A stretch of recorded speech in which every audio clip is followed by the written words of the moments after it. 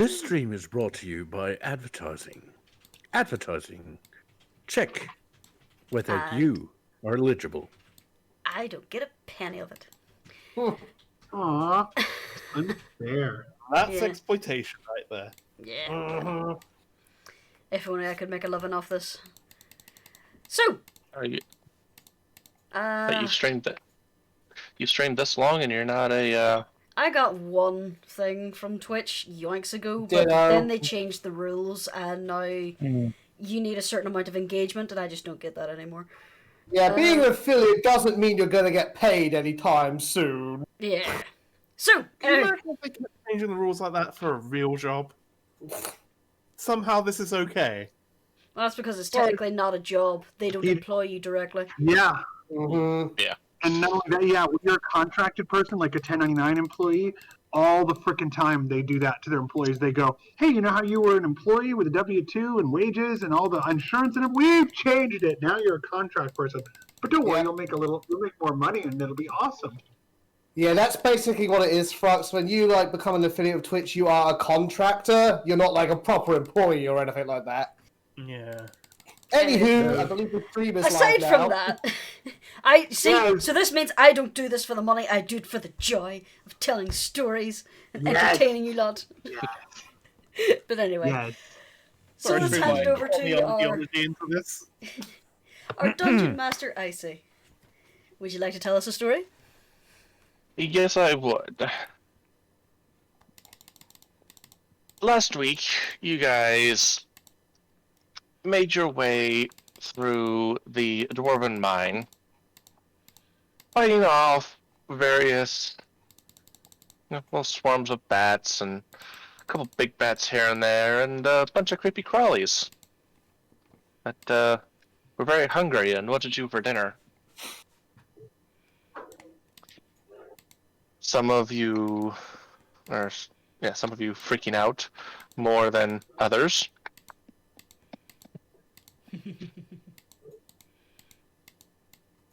Spiders! Couldn't help it. At which point, you finally cleared the mine of enemies, at least for the time being, and found the mysterious altar that leads down into the Earth Temple. Or temple, dungeon, whatever you want to call it. It's the place where you recharge the Earth crystal. So, we are actually going to start there. Some other things happened after that, but I feel they were rather rushed. So we're going to start right back at the end of the big Spider Boy battle.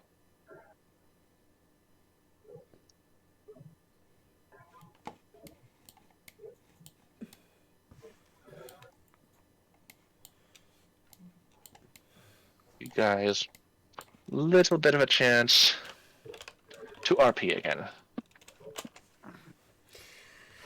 Well, I don't know about Did you you see lot, how I but killed that am one? Exhausted. I'm a little bit ecstatic right now. Finally got to show that I still got it in me. Well, I'm glad someone enjoyed themselves. Oh, I'm sorry, Vilo. Something the matter? No, I enjoy a good fight. I really do, but only if everyone else is enjoying it. And them spiders, well, they bothered Cerna, and that pissed me right off. I got some excess rage to work out. Well, we showed them what for. I'm with you there, Vilo. That we did, and I'll do it again. Hex is like wiping her hands off with her other hands and just whisking and going and saying, well, if anyone's unwell and needs help, I'm here to help them. That's good. Sure, everyone appreciates that. I do. I'll do fine. I'm okay. The music has started again. Well, if you want to help me out, Hex, just keep an eye on Cerna, alright? I'd appreciate it. Of course. Yes. And Hex would stand nearby to Cerna and almost like she's on alert guarding her. Aww. Not and if that was bothering Cerna, she'd step back a little bit, give her space, just quietly. Probably at this point is when Syldra shatters that crystal. And then Hex looks over and, can I do something? I would like to do, if I could, I would very much like to do an insight to see if Syldra is still bothered by not having a fight, because I've been planning something. Go ahead. I rolled it. That's what she's trying to see, if like, she's specifically wondering, is she still spoiling for a battle? What does Syldra need to roll? Well, if she's like deceiving, then it's deception. If not, then it's basically up to Seth. If like, Yeah, it's pretty obvious. In that case, then Hex goes over to Syldra briefly and like keeping an eye on Cerna while she does it and says, Syldra, when we get back, don't forget, I did promise you a real battle. And then she goes back to Cerna. you know, I was thinking we could have a scrap too after we deal with this Earth Crystal malarkey.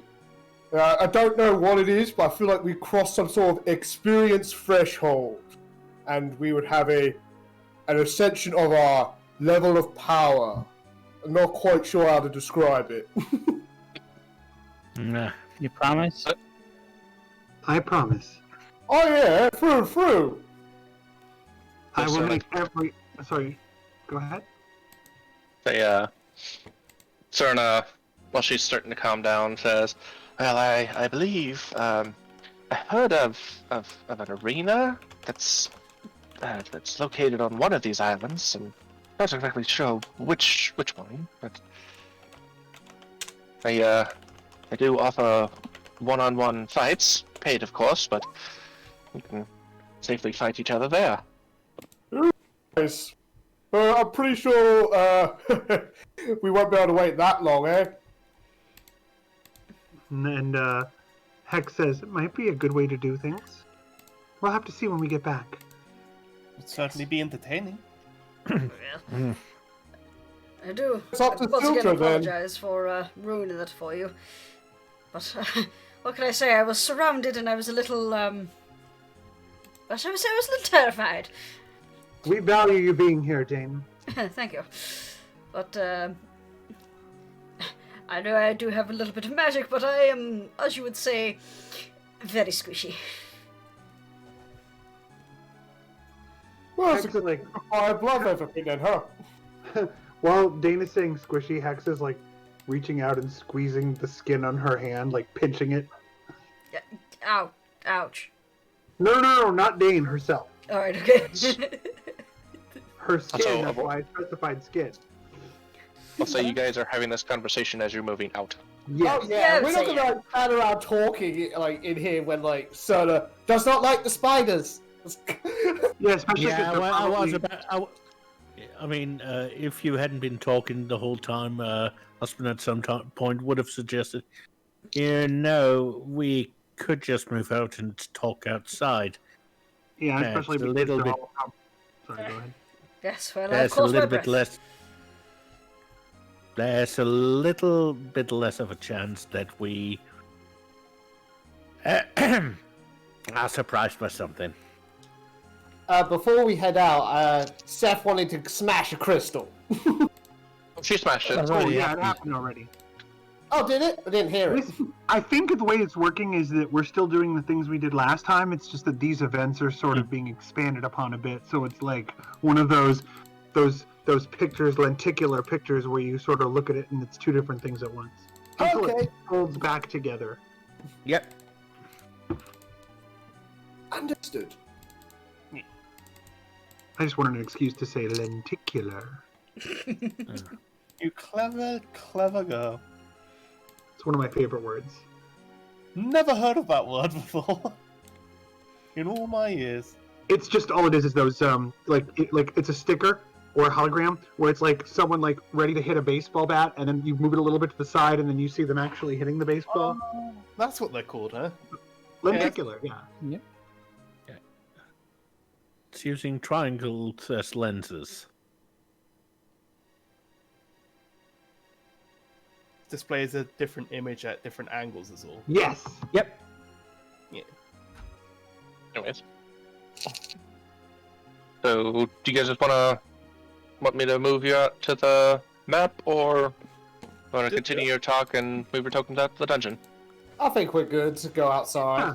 We're heading out. Okay. Mhm. Yeah, fine. And move you all back over here. Dangerful. Cloak, are you doodling on the map again? No, not me this time. Guys, maybe it's a ghost. Maybe. A ghost with your handwriting, Vilo. Oh, I feel like this. It feels familiar, like from another timeline or something. Upson, you've literally never seen me write. I have not even had a quill in my hand or any charcoal to write with. Can you write? I mean, Are you suggesting that he is a brutish, uncivilized person? Well... question. Is it even common? Is it even common for the majority of people in the world, in this world, to know how to write? sure. It's like a medieval setting, right? Who knew how to write that then? Oh man. I think people would have at least a... Well, I'd say the sense of the seafaring. At least by then, people had at least a basic knowledge of reading and writing. Ooh. Obviously, if you were higher up or, a better status, you got more education, but... The peasants know everyone enough to sign their names to things. So would people assume everybody knows how to write at this point then? I'd assume so, yeah. Okay, so Cloak was out of line saying that. Sorry. For the record, I can read with me glasses. I'm nearsighted. And I can write. But I need, like, big old charcoal or something. My big old mitts aren't suited to quills. And Hex actually says if it helps with perspective, I can't do either. Oh, Oh, really? At least not that I'm aware of. well, I am surprised by that. You're not aware, so you've never tried. Well, I've tried to understand signs and things like that have words on them. Books. I'm not successful. I feel like I should be able to know, but I don't. It's like something inside, waiting. You're at night vision mode. So maybe your ability to read will come back too. I don't know. Maybe we I should feel teach like I you. have I feel like I have many abilities that'll come back over time.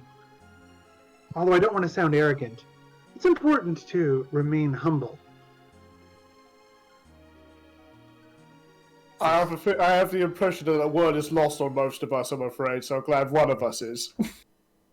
So your skills, your talents, they feel like they're on the tip of your tongue, if I'm to borrow a phrase. Hex's eyes kind of cross like a Teddy Ruxpin, and she's like, yes, that's a good way to put it. I'm surprised I know what that is.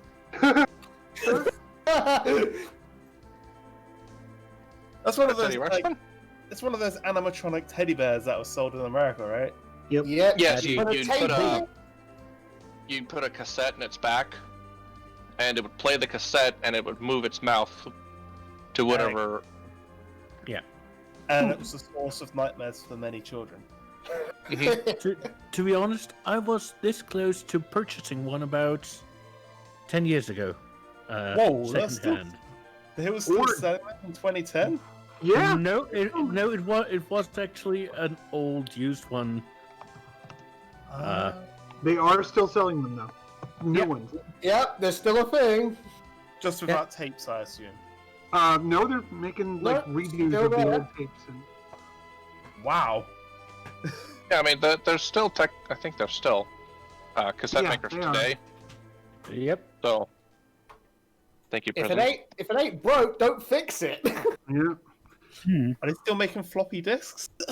Yes. Yeah. Oh, goodness me. And I just posted what the new Teddy Ruxpin looks like. He's kind of scary, and his eyes are digital now. Oh no. Yeah, the one that I had seen was an original one with the. Oh, why'd they do that? They made it worse. Well, because they kind of went in the Furby direction then. Yeah. Well, original Furbies didn't have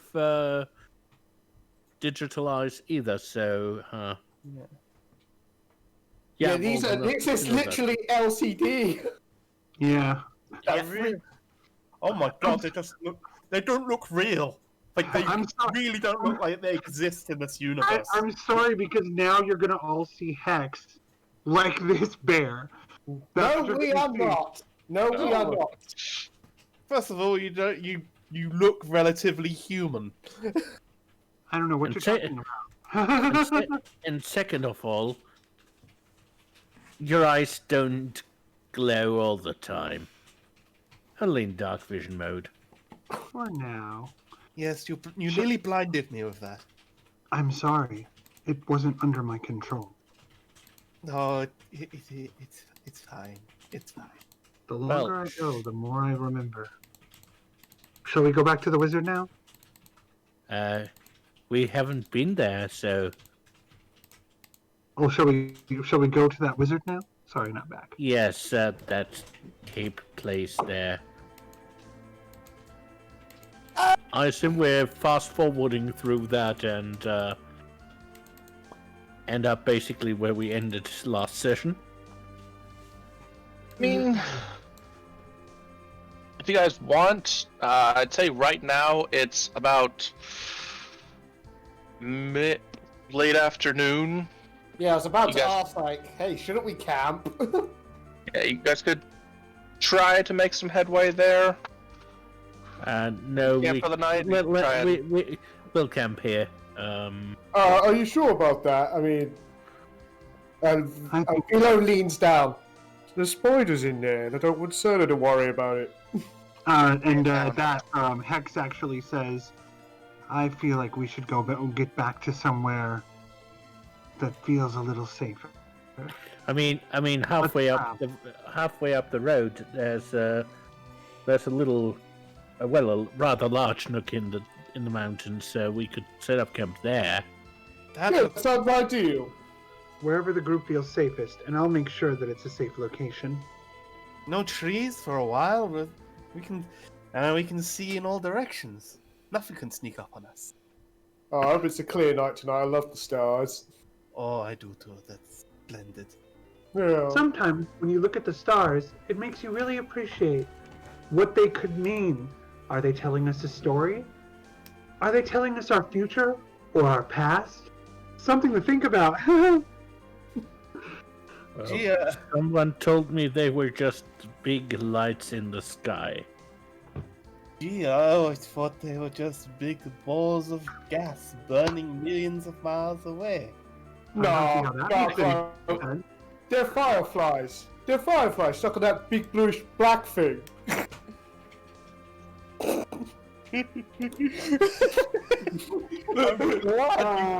reference. Yeah, I got it. I got the reference. Yeah. but I don't see any lions or any kings around here right now. This roleplay is slimy yet satisfying. Let's move on. Hakuna Matata? Thank you. Hey, let's keep this PG-13. Slimy yet satisfying. Come on, It's a line from. I was. Yes, that's the line. It's a line from Simba. He eats a bug and it's a slimy but satisfying. What I was doing? It was whiskey. I know. It was in fact a joke. Oh, Actually, the line was said by Pomba. It's said by both of them. It's said by both of them, actually. Let's go and find They a both said problem My darling, if you're trying camping to make an donee. innuendo, you've made a bit of a mess of it. Why do we all know so much about Lion King? Because we're Disney kids. Yeah! Why shouldn't we? The best kind of kids. Yes. Well then, Recently, I informed I don't know someone about you lot, but I am exhausted, so I'm going to go over there and sleep. Good idea. Wake me if I'll you need keep last watch. watch in the morning. Clear, I'm gonna sleep under the stars. Gee, it's kind of like as if like everyone forgot that someone has to keep watch. I Yeah, told you. yeah. I said I would keep watch. It's pretty much, you should know that if any of you want to keep watch, you're certainly welcome to, but I think it's safe to say I don't require sleep, despite Uspon's concern. I'll just keep watch and make sure everyone is safe. I prefer that. Well, And if I you will sure- power down if I need anything. Power down. I mean, Rest. yes, rest. If I need anything.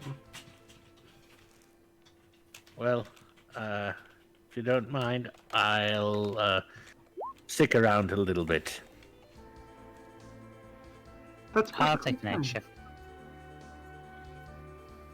Also, I have no control over my token. Let's see, where are you? Next to Cloak. Okay. Controlled by Hex. Save. There you go. Yay! So she starts doing her like Castle Wolfenstein, walking and around the, and then like bumping into things and then moving on her way. You constantly bump and then you go. I will. And I'll say at this point, Nancy kind of looks around the group and is like, well, this has all been fun, but it's too much excitement for me. I'm going to make my way back to port and head back home. Do you need accompaniment, Nancy? Yeah. No, I'm fine. Will you at least wait until morning when it's light? It won't be safe to travel in the dark like this. It's dangerous to go alone. Take this. That's the wrong game. This is not a Legend of Zelda. Cloud is the name of the princess. Oh, Yes. horrible night out. Well, I suppose I can leave in the morning, but Yes. that's about it for me. We'll make sure you have a very restful night. It was good I'll having make sure it's uneventful, and it was good to have you here. We're gonna miss you. With that Very cheese. much. Now I am the only resident old one.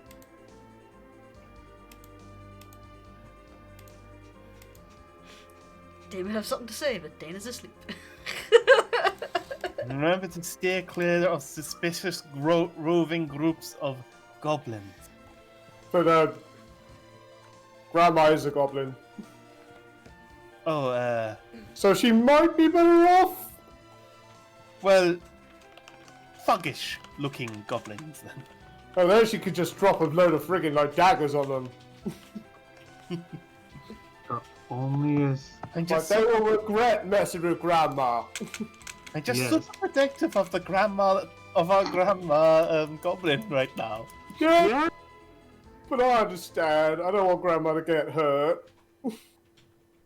She's in the autumn years of her life. She should be relaxing, I guess. Yeah. Yes. Oh, speaking of, that reminds me. Should probably divvy up our loot. Oh, heck yes. Hex walks by and says, I think you know by now that I don't need any of it. That's fine. Grandma can have your portion. If she's leaving yes. us, and we're gonna make sure she's loaded. That's exactly right. Like I said, Nancy, it's dangerous to go alone. Take these. I think she's already asleep. Oh, well, let me make sure her pack is filled. Absolutely. But not so much it's difficult to carry. Let's give her a pleasant surprise when she slips some of her rations, eh? Serious question. Should I wake up Dane for this, or let him sleep? Let Dane sleep. I'm pretty sure Dane won't mind as long as we split it all evenly. Indeed. Okay, if you're sure. To be fair, Dane has gone through a lot yesterday. He wiped out all his spells. Yes, Dane should rest, and Cerna, you should rest as well, unless you insist on not resting. But whichever will help you feel better. Above game, is that how spells work? Are you generally just exhausted after using them all? Well, it's kind of like this is a lot of lore to explain, but you literally have like space in your head for the spells, and when you cast it, that space is filled in. And when all the spaces are full, then you can't cast any more spells except cantrips. So it's a sort of exhaustion then? Yeah, it's more like just no free slots to fill this spell. Yeah.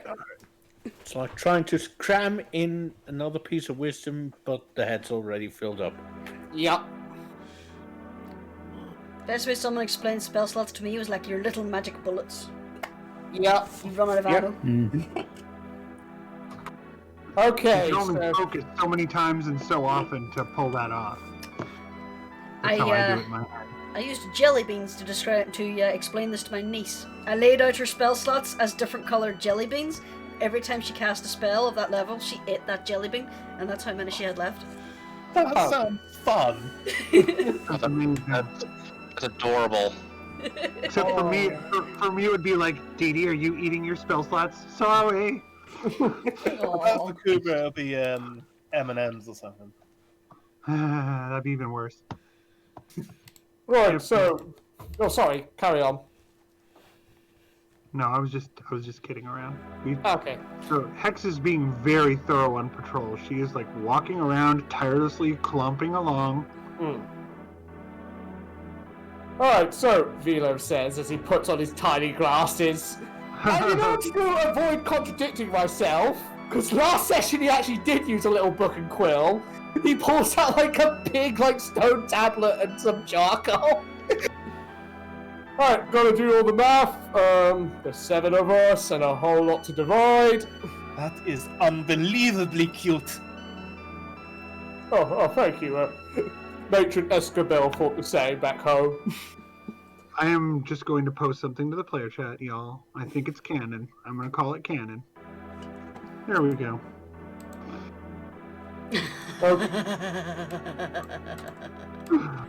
I think you will see that Vilo's glasses are a little bit smaller and a little bit more like, rounded. Yeah. Okay, so first things first, that's 378 gold pieces between the 7 of us. The 7th being Nancy in this case, because Hex is not interested. Okay, now the silver. That'll be rounded down, so 234 silver pieces for everyone. You said 234, did you? Yes. Thank you. I've made the correction for you guys in the player chat now. How many did you say? I'm sorry, I was a little bit distracted. 234 silver pieces. 200 and what? 34 silver pieces. Okay. Is that how much we get each, or is that how much you're still dividing up? That's what everyone gets. Alright.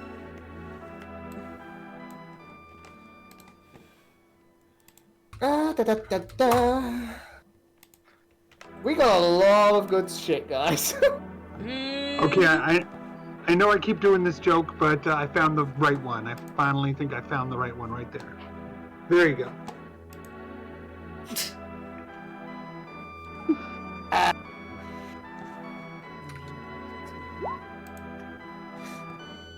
you sharing out the gems as well? Yep. Are we It's all gonna? just being dumped in the chat. Are we? I figured. There's a bit of rounding up and rounding down going on, so it's not 100% accurate. It's just for the sake of ease. Okay. I figure you guys just sell the gems for all the gold. Yeah, I was gonna ask. Are we converting it all to?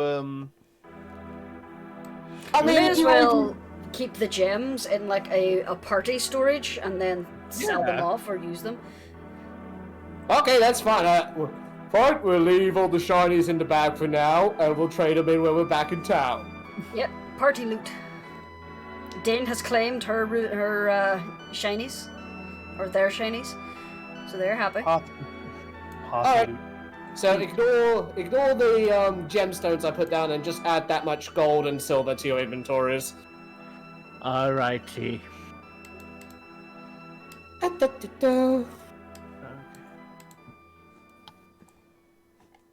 Well, actually, no, there is a purpose. No, I'm actually going to keep doing the divisions so, like, Nancy can get, like, some. I want Nancy to have some loot! Because she will be leaving without us. You won't hear me complaining. Sorry. So let me just finish this up.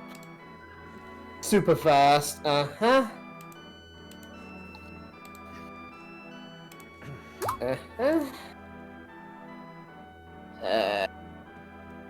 Uh-huh. Okay. I'm gonna say, are the gems actually on display, or are they still hidden away? In the I bag? mean, he has to count them out, and he's a simple Minotaur, so yeah, they're out the bag. Alright, so if we're keeping all of ours for converting later, then we gotta make sure that Sorry, Nancy I gets- didn't. Sorry, Kubur, I didn't hear what you said then. Sorry, everything got out for me. Yeah. Yeah, all of the shinies are out to be counted. I'd say you notice Syldra licking her lips a little as she stares at the gems. I heard tales of powerful magic being cast with diamonds. Well, I heard diamonds are a girl's favourite things, but yeah. So, Syldra, what's up?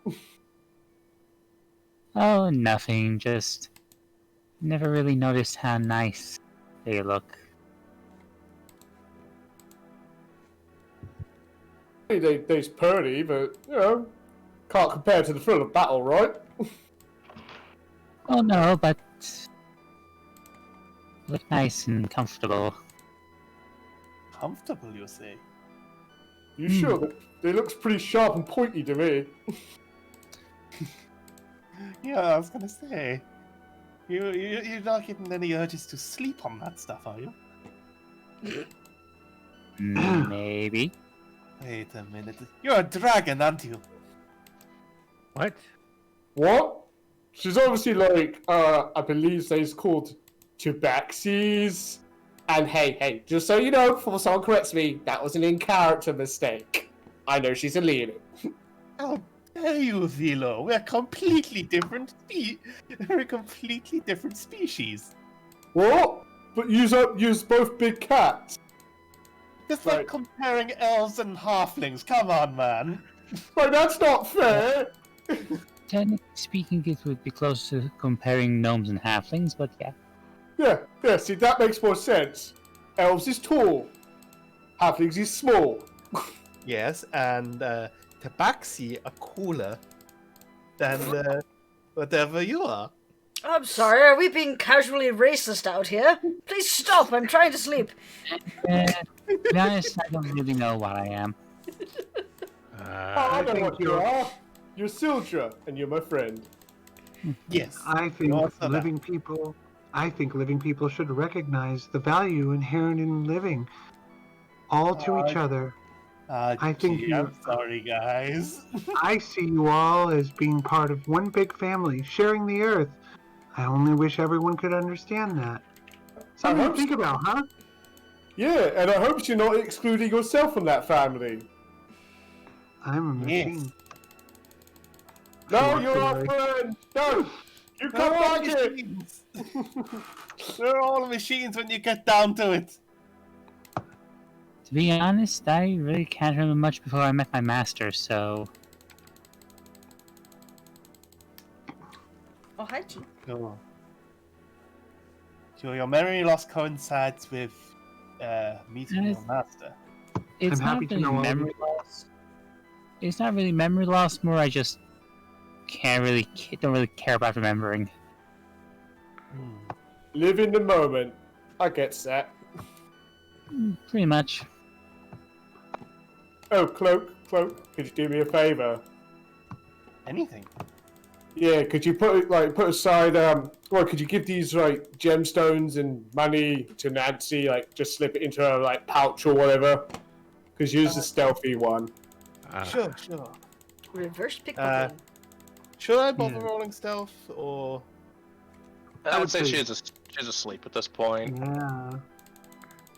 Should I just pick any tent and just assume she's in one of them?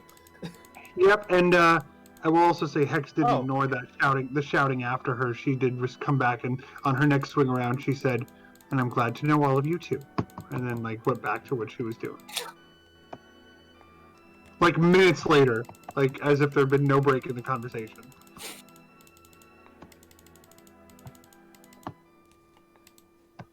Do you need me to roll anything, Icey, for detecting stuff? Going outside the bounds of the map, Jesus. She's being really careful, man. She's looking everywhere. It's more just my controls being funky because my button pressing manual dexterity sucks. I just saw like Cork's little like edit of Vilo's like mugshot. It's cracking me up. Well, looks good enough. he's wearing his spectacles, isn't he? Yes, he is, and he looks good in them, to be honest. D, I will say roll me perception. Yes, those are handsome spectacles. Yes. Perception, you said? Yes. Yeah, everything seems quiet. You don't really notice anything. You see just birds, squirrels. A fox running by. Yes. A human Looking hand in for- his mouth. It still can't find Arena. Doesn't know where it went.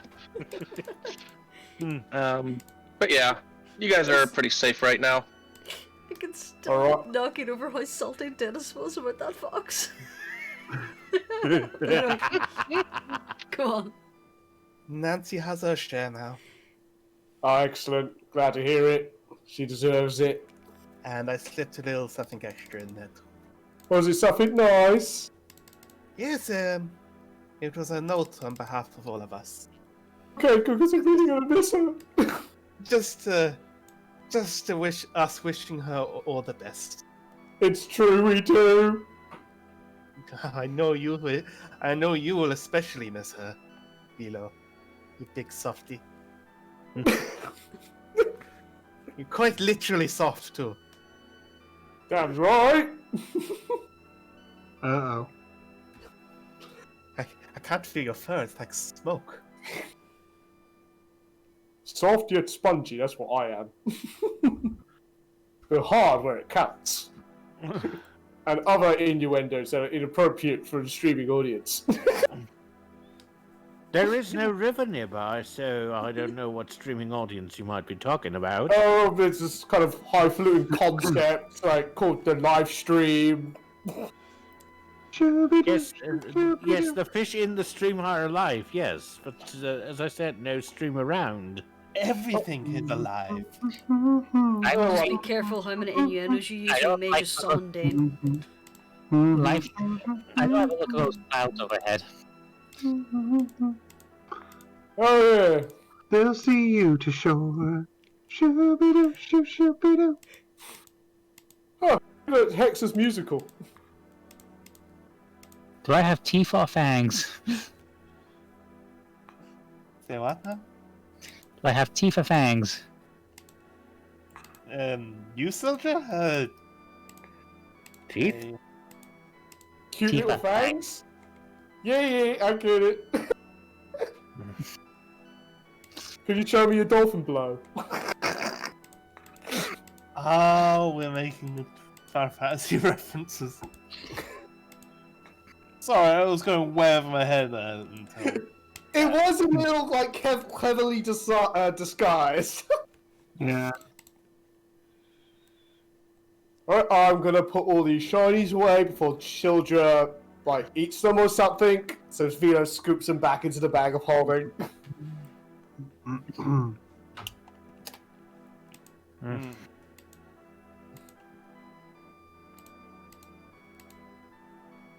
Or you attract the attention of magpies. Everything seems clear, everyone. And anytime you want that... Sorry, go ahead.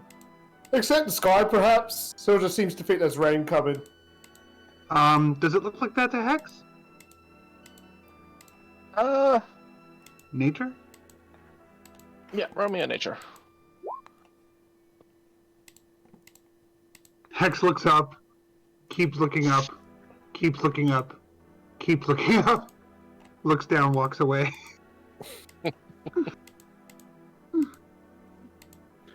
May I attempt a survival check to tell if rain is coming? Yeah. Ah, not much better. A 7! Can I? What are you looking? What are you trying to figure out? It's raining. Trying to read the clouds. Yeah, Okay. yeah, I can tell the weather. Dang it! Apparently in my bones. Well, yeah, you're... mm-hmm. You got that trick knee that's acting up. Of course I can tell the weather too. There's a few clouds in the sky. It's cloudy. Yeah, there's a little change of weather coming up. I can feel it. Yeah, I would say Upson, you feel in the change of the winds. They get a little cooler. You can feel it in his mustache. Don't be ridiculous, Cloak. Hey, why? My mustache can only sense danger. I can feel all sorts of things in my whiskers. Yes, but my mustache doesn't have the feature. Yeah, still, there's a change of weather coming. Are you getting sure, a little. though? Yeah, it's getting a little chill, to be honest. Well then, I think we... Oh, carry on, sorry. Are you sure about your mustache, though? It's quite formidable. Even though you flatter me, no, it's not as versatile as yours. Your whiskers are. Oh, well, thank you. You were saying something, Vilo? Oh yeah, I was about to say, like, if it's gonna start getting colder, we should probably turn in for the night soon. I mean, we's fluffy, but we still feel the cold if we just, don't take any protection. Should we extend a canopy over the campfire? I would say I can keep it well lit, Cerna says. Alright, if you like to, Cerna, we'd appreciate that. I just picture Cerna saying, "The fire will keep us safe." If anything, it'll keep wild animals away. That it does, yes. I hope you don't mind if I take one of the tents for myself. Well, there's plenty to go around. Well, if you're sure, but if anyone feels nippy during the night, there's a whole lot of Vilo to cuddle up against. I'll keep you warm. I think Miss Cloak-and-Dagger is going to take up that offer. Oh yeah, that goes without saying. She's going to eat all of you. See? Can you blame me? Look at this big ball of beef and tell me, can you blame me? Oh shucks. Uspon pokes his head out. Did I say I blame you?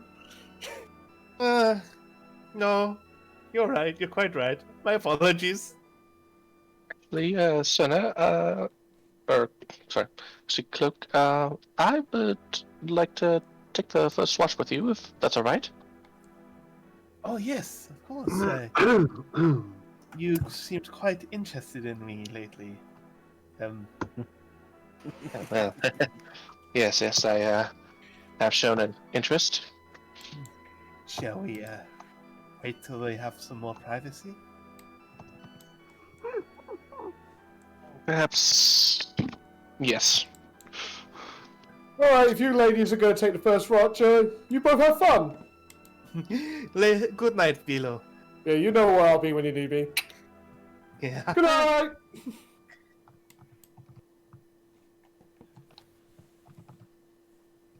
Cloak just takes a big fluffy butt onto the stump.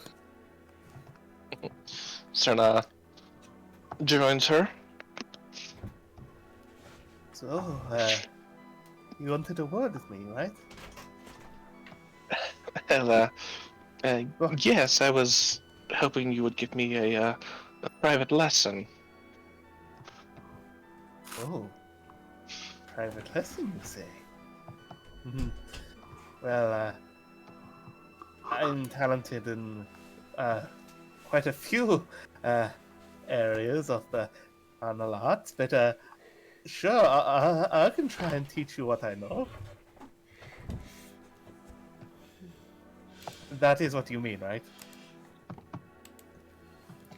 Well, in a way, yes. You watch as she just starts slowly taking cleric garb to reveal a tight monk-style bondage wrap underneath. Sorry, you kind of like got cut off at the beginning there.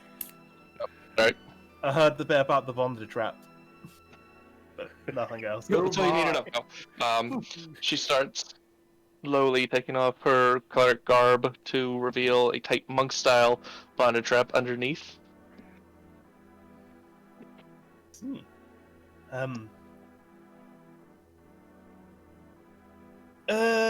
Can I do like a religion check to find out the meaning of this thing or anything?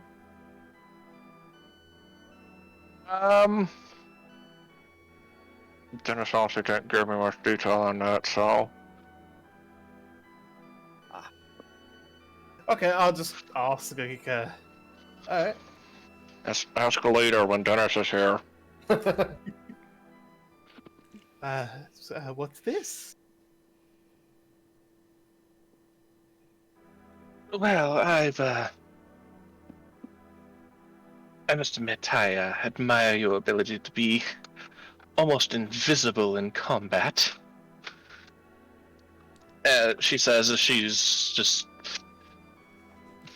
stretching and doing various stretches and poses and basically showing off how flexible she really is. And I was wondering if you would be interested in teaching me how to be stealthy as you. Oh, I see. Okay. I would like you to move over here. And I will turn this way. Now what I would like you to do is sneak up on me as quietly as you can. And if I hear any noise, I will turn. Your goal is to poke me in the back. Alright, so I will roll her stealth, you roll perception. Okay. Wouldn't that have to beat my passive perception? I don't actually have to roll, right? I mean, you're actively trying to listen out after all. Okay. There it is. Okay. So, I will say Cerna moves a little bit closer. And again. Oh, I see what we're doing. Okay. Don't you mean sneak? I don't know why I rolled. Okay. So to get lucky. So I keep losing my perception. There we go. If it Yeah. helps out, you're not the only She one. doesn't see the little twig under her right foot, and you just hear this crunch. Show me your feet. Just describe what's like on Cerna's feet right now. Let's say right now they're just covered in the basic wrapping. Basic wrapping. I see. Yeah, she's pretty much barefoot. So you might need a little something lighter on your feet, because even with the wrappings, it's as hard as your bare feet, and you can still hear the thud of it on the ground. Draw your attention to my feet, for example. Cleric just does a little jog on the spot, and it's just like soft as fuck. You can't hear a single sound because of the softness of her paw pads. Oh my. Okay. You need something with a bit more padding, you see. No, I don't. All in all, I think you have it within you. Now, do I have anything which can actually provide you with any more padding? I don't know, do you? Just checking.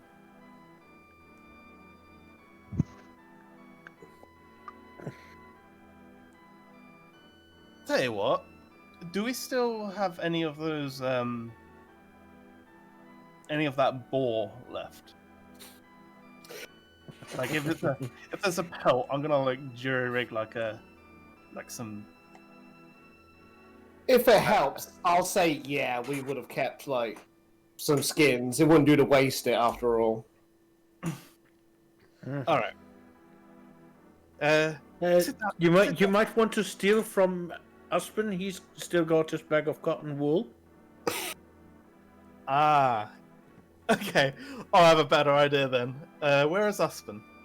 Uspon's in right in that tent. All right. Or you might want to wake him up and ask him for some. Would Cloak know he has cotton wool though? Yeah, he's been fairly open that Cloak and Vilo engaging in nightly activities is a bit loud, and I think you've probably seen the bag. Yeah. It's really hard to talk about banging without mentioning it and keeping things advertiser friendly. Don't buy what it is I say. You see Uspon's tent over there. Well, he has some cotton on him, which I will use to make you some improvised shoes to help sneak. Now, your first lesson is to pickpocket from him.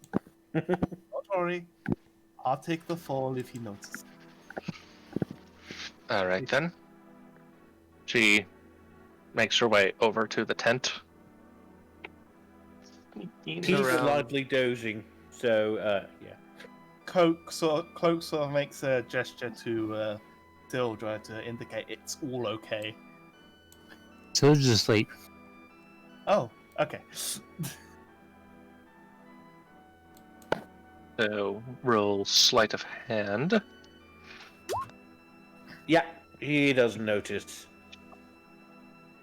And she successfully pickpockets some cotton. Yeah, I presume Hex sees all this and does nothing about it. Is that a correct assumption on my part, Icey? Because I just need to know if she has it in her data later. Yeah. She Yeah, knows you what wouldn't to do remember with the cotton wool. I would say with your hearing, you've overheard that, Yeah. she's trying to teach Syldra to be more stealthy. And I'm very much pleased that everyone is just talking like Hex can't hear them. You know, it's like, I love it. I'm super happy about that. Super happy. So No, you gotta trust your friends. Yeah. So Cloak sort of waves Cerna back when she gets the cotton. Alright, here we are. Now, I want you to take your wrappings off and stuff some of this cotton in the wrappings, you see. Alright. She spends a couple minutes undoing the cloth wrappings on her feet, carefully placing the cotton on and before, stuffing some between her toes and over her toes before wrapping them all back up. Now, all finished? Yep, looks like it. Jog lightly on the spot for me, would you? Sorry, say again? Jog lightly on the spot, would you? She does so. Isn't that better? Yes, a lot quieter, yes. Now, sneak up on me again, would you? Alright. Would she have like advantage just for this scenario? I will say yes. Okay. So, she's going to roll stealth. 18, she moves a little closer. Okay, where is this perception? You can always feign not noticing. I'm gonna say, can I have disadvantage?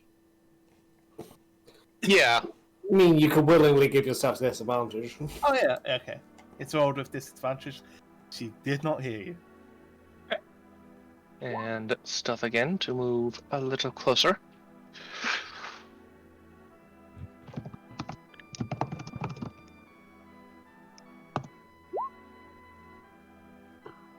And Remember, you've got to sneak up on me, remember? she is. She thinks you're still standing back there. And a little closer. Okay, that's 11. You know, you're close enough to just poke me anyway. That's what I'll say she'll do. She'll take that last step and tap her on the shoulder. Ah! Wow! Oh, that did the trick, didn't it? Oh, yes. Didn't hear me at all, did you? Good. Now, imagine if that was your weapon there. You would have caught me completely off guard, and, well, I would have been at your mercy. That's Good what for her. That's what we rogues like to call sneak attack.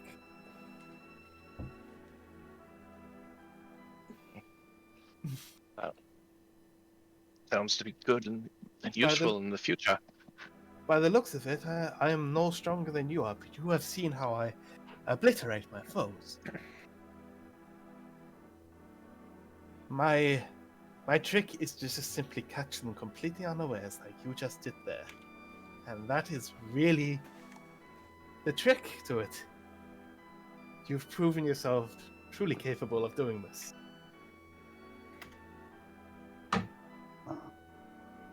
Yes. Well, it seems to be getting a little late in the night. But if my teacher is with her pupil wants to thank her for her lesson, he gives you a sly wink. Oh. Well, of No, course. it's just... And here is me resisting the urge to say, poke her in the butt. Well, Why don't we wake up the next watch and find a nice tent? do you remember who was on next? Who was next? Yo.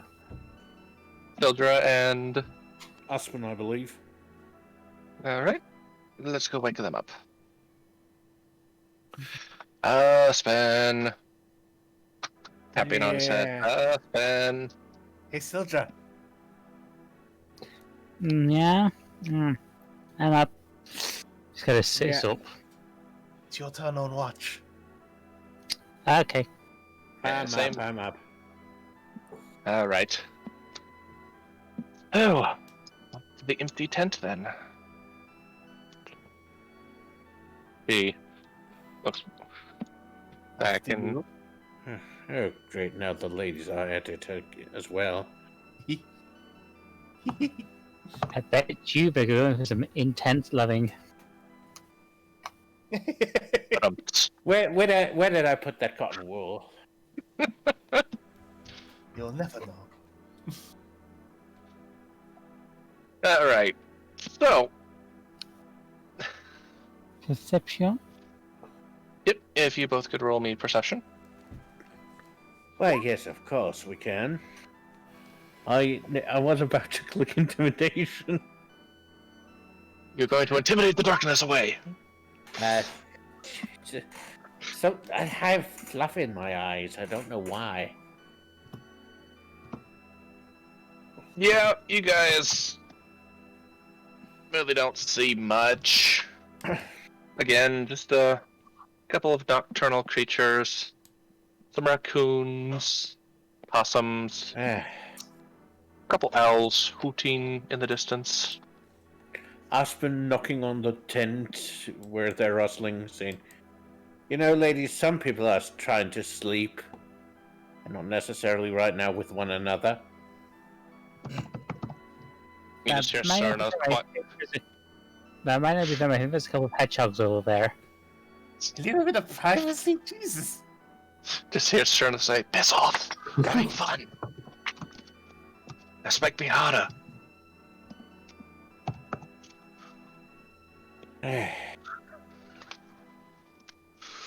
Just try to keep it a little down, okay?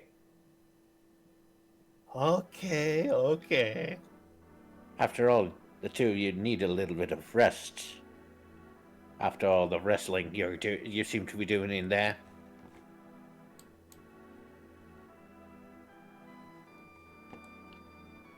Oh, she'll need to rest, alright. Is there anything Syldra and Upson would like to do during their watch?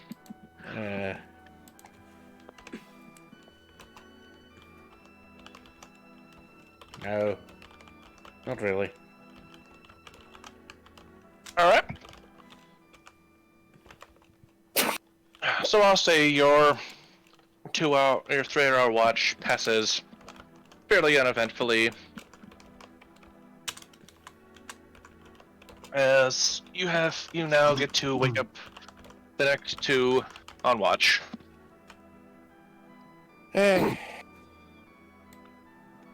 So it basically flops back onto her back and falls asleep again. Oh, great.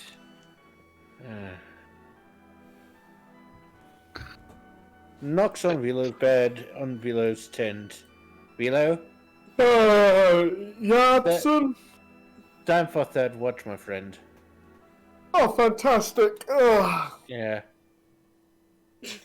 And he goes to the next tent and pats on it there. He pats on the tent, sorry. Oh, I'm awake. Dane, it's time for that watch. If you wouldn't mind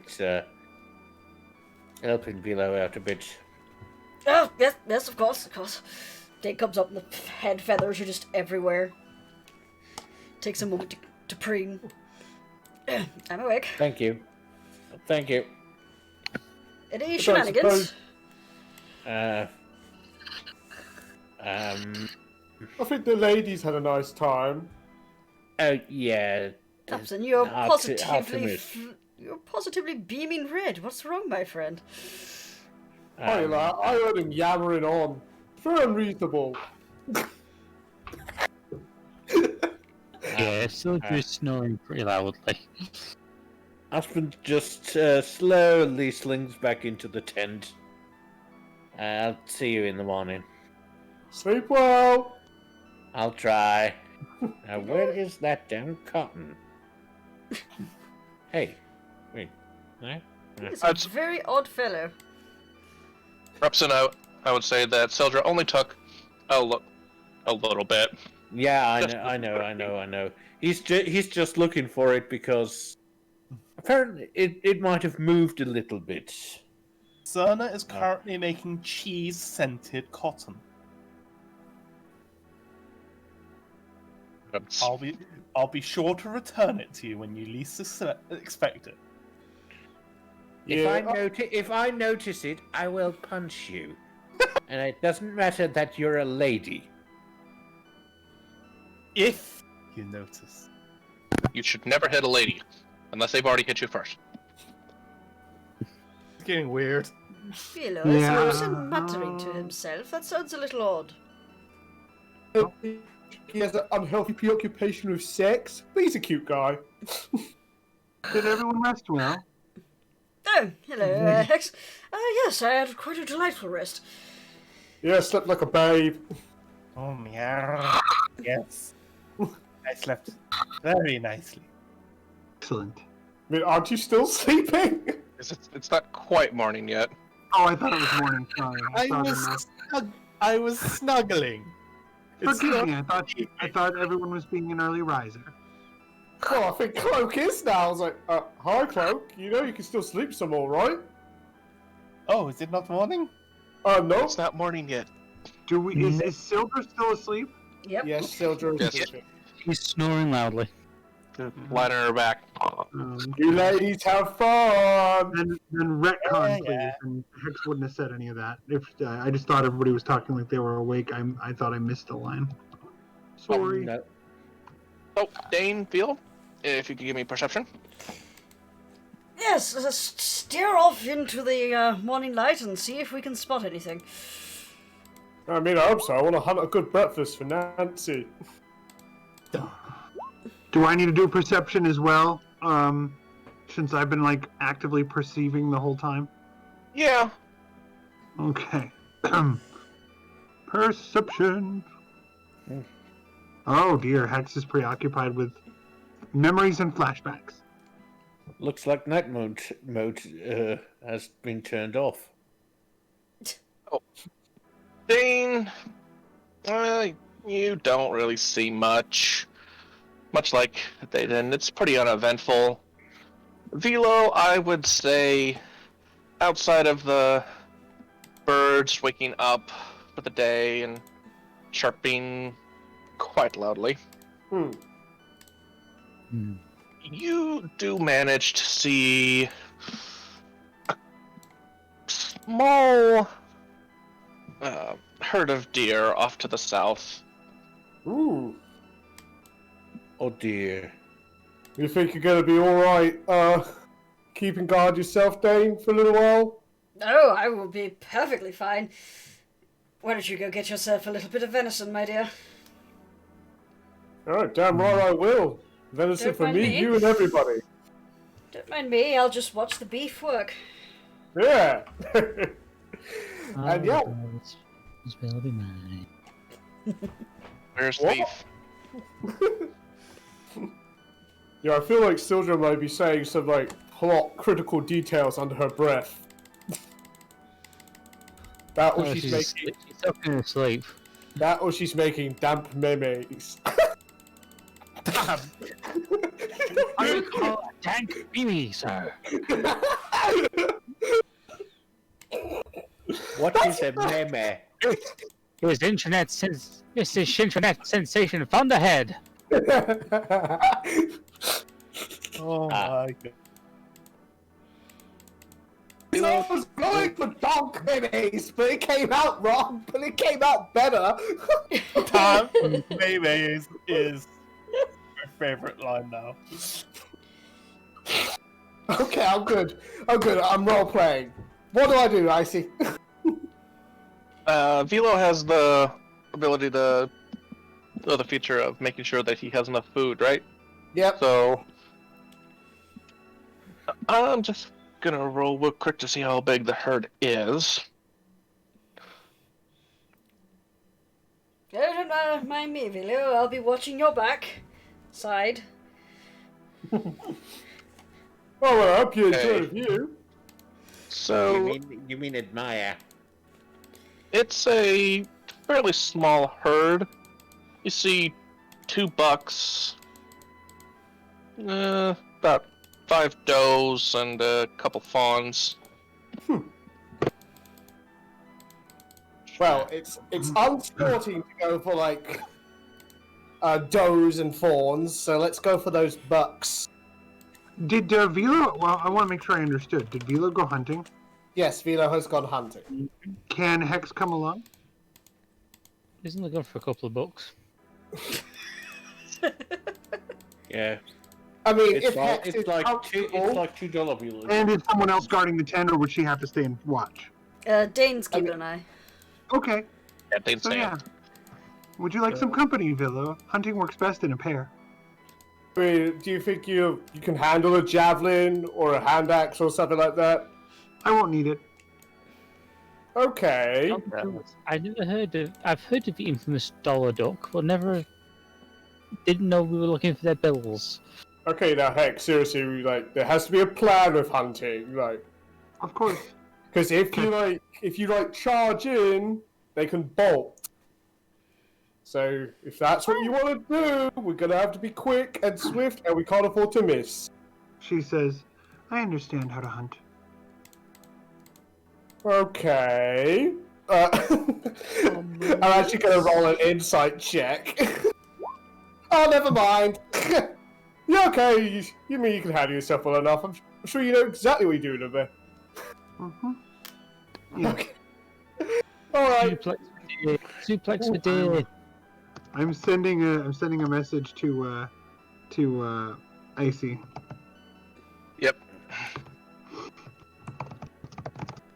Wait, if you're going after the bucks and you take out the chuck from the buck, then it's a $2 chuck, isn't it?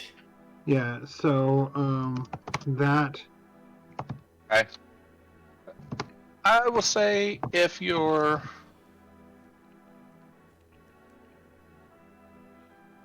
going to be focused, I will give you advantage. Completely like pulling up the memories I told you about.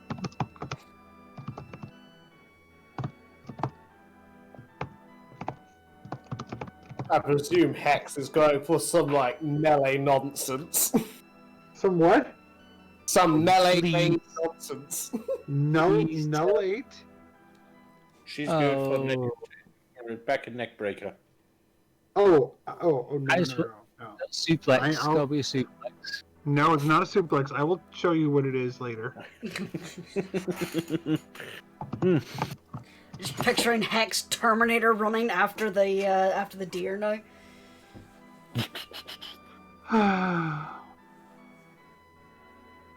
Right, I'm just saying this now. If Hex is pulling some melee range nonsense and it doesn't work out, then Vilo's going to yeet a javelin at the bucks from afar. I told Icey what I planned. I mean, if it works out, that's fine. I will say both of you give me stealth. It's a good thing I don't wear heavy armor, or this would be really, really difficult. Good choice of music, by the way. Yeah, I like this music. See how. I reckon it fit very well with the training. With advantage, I'd call that good. Yep. And both of you succeed on getting very close to the deer. You see you see one of the bucks raise his head from grazing and kind of look around, poorly, going back down. So are you going to tell me what you're planning, or is it a surprise? That's the thing. Hex departed around the other side. I told Icey that like at some point they would split off silently, and she would go around to try to get at them from the opposite side. Okay. She knows what she's doing.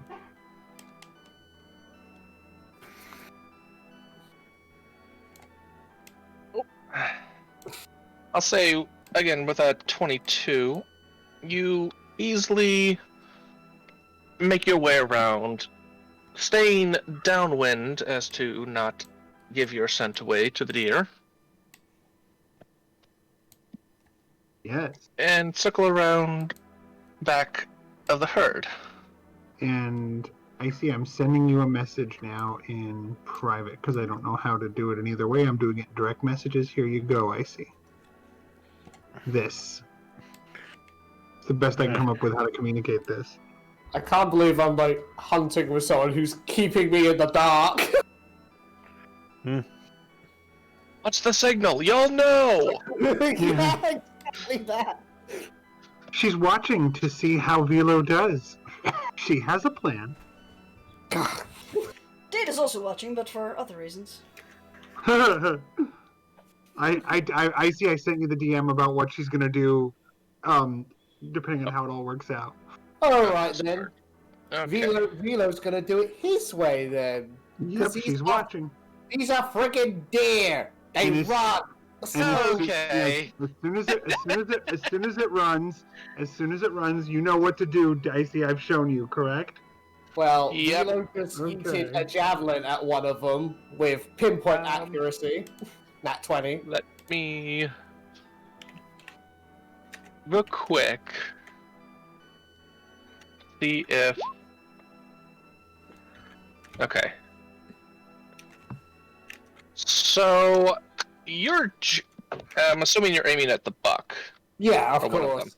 Yeah. Okay, so as soon your javelin soars through the air and you manage to get right in between the ribs and pierce straight through his heart. Your javelin just coming out the other side.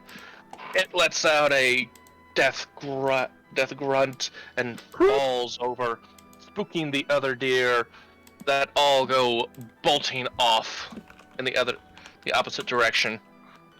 And you watch as soon as they get into the tree line, Hex just tackles the other buck. And roll me an unarmed strike for that. You got it. See if you kill it in one go. Then named Death Grunt. I'm trying. Oh, yep, roll damage.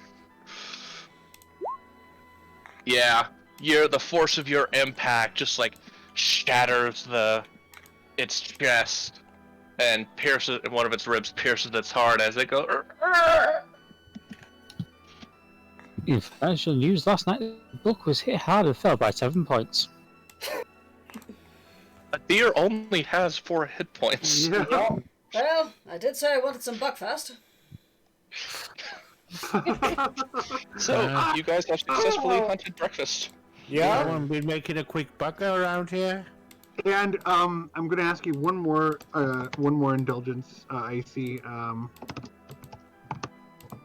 And while like Dee's writing that, Vilo would pull his javelin out of the deer and sling it over his shoulder and come over to Hex. Hey, not bad. You're actually pretty good at this. What do you say? Let me get back to my computer. I was throwing something away. Though traditionally, communication is key when it comes to hunting with a partner. Give me a strength check for that. I figured you'd know what I was doing. Yeah, you're easily able to just pick it up by its rear front legs, just like haft it over your neck and carry it over your shoulders. Yes. So Vilo grabs, big 6'7" or whatever he is. Vilo grabs one buck, flows it over his shoulder, and then 5'4" Hex grabs the other one and puts it over her shoulder. Vilo is nearly 8 foot tall. Oh, 8 foot. That's right. I can't remember. Sorry. Don't worry about it. So yeah. The important thing to remember is that he is obnoxiously large. Yes. So she just flumps it over her shoulder too and says, "Shall we go back now?" Yep, we gotta prepare these boys for breakfast. And I will be right back. Continue RPing. I have to drain the lizard. Peeing. Sia objects to this. I should You back gotta us. do what, Rascal? I said Sia objects to this. And I think Jurnis said, "You're doing what to Rascal?" Is that what I heard? Yeah. No. What is a rascal, and why does it sound like it lives in Waterdeep? He's draining the lizard. What are you doing to the poor Rascal? Oh, I get. Oh! Oh, okay. Just From bring it afar, out. from afar, Kolrath hugs Rascal. Only I don't Cully's allowed to drain me. Oh, Like jeez. a dishcloth. People wonder long as why you my don't streams are not child friendly. Yeah, dear As God. long as you don't, as long as you don't end up in the train again, my friend. In the waste. Sorry. The Rascals and the Fairwinds are having a very fun night.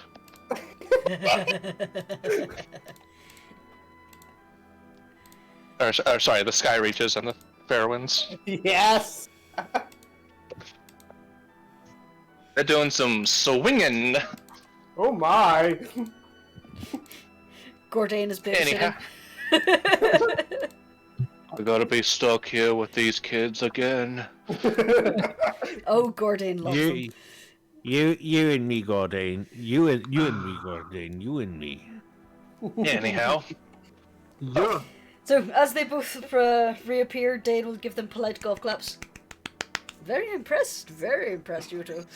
Eventually, I will have a consistent accent for him, it, them, they. Well, as I'm sure Bloody will remind you, posh British toff. Oh yes, it is rather posh British toff, isn't it? Yes. Very well done. There you my friends, go. Very well done. Yes. I will have to say, my dear Lady Hex, that was a very interesting hunting method. It's what I know. Excuse me. Yeah, it's rather more physical, but more direct than you usually had to do with deer, but it worked. Honestly, I just think that would remind Vilo of home, right? I mean, Vilo grew up with dwarves, not minotaurs. Exactly. Like, the physical approach to, like, these sorts of things should be very familiar to him. This is true. They're very physical with each other, I can tell you that much. Yeah, Hex actually does comment on that as she's laying down the deer. She says, I find when I try to use tools or weapons, they're not effective. I feel like I wasn't able to use them. Well, if there's any consolation or if it makes you feel better, I can't really use tools either. Like, they gave me pickaxes back home, I'd instantly break them. I push a cart and it instantly crumple. So the best thing they put me to use to was breaking down walls and just clearing the way for them to go deeper into the mines. She says, I understand. That gives me a feeling of kinship with you, Vilo. Thank you. Oh, well, you know. We hard hitters, we gotta stick together. It was delightful. Well then, let's get this deer cooked up. It should be about ready when the time comes to wake the others. Yeah, we gotta I'll skin do the it fire. and cut choice meats. Yes, if you could, appreciate it. I wanted to be a walks over. surprise. Clicks their fingers and the fire just goes. It's ready. All right, let's get this going. It's I would say roll me survival for skinning the deer. Can someone come along and give me the help and use the help action so I can get advantage, please? Yeah, not only that, but Hex is not going to help with that. Oh, She can't use your fingers. Well, could you let me? you may as well show me how you do this. Yes, I'll assist the best I can. Thank you. It's always good to have another pair of hands. God damn it, the advantage didn't really help much. A little bit of academic curiosity and all that. Well, it is Final Fantasy, so it makes sense that it would be gamey. Judgmental monkey look. You proud of that? Are you? Seriously? I'm always proud of everything I say and do. Mm-hmm. Oh, there you go. You know Always why? be Because proud of yourself. I have no shame, so therefore everything is pride. You ought Yeah. to say 13, unlucky for some, 13-2. Slightly better, but not that much. So, Let's say with that 12, I'll say, son, yeah. You would get this deer fairly effectively. Make a couple small pokes where you're not supposed to. Edges are kind of rough, but you still figure you could get a pretty good price for this pelt. Nice. Alright, that's the pelt off. Gotta cut it up, and then we'll, like, you know, stick it on some sticks and roast it on the fire. Oh, delightful. And Vilo will do just that.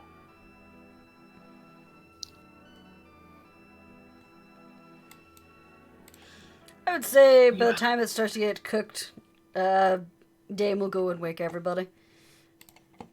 The second she smells it, Syldra is sat bolt upright. Ah, so there we There's that go. venison I smell. Yeah, just hunted it with Hex. Oh. Miss Cloak, it is now morning, my dear. Come, we have some venison. Still And, your virgin. Perhaps wake Yes. Lady Cerna there too.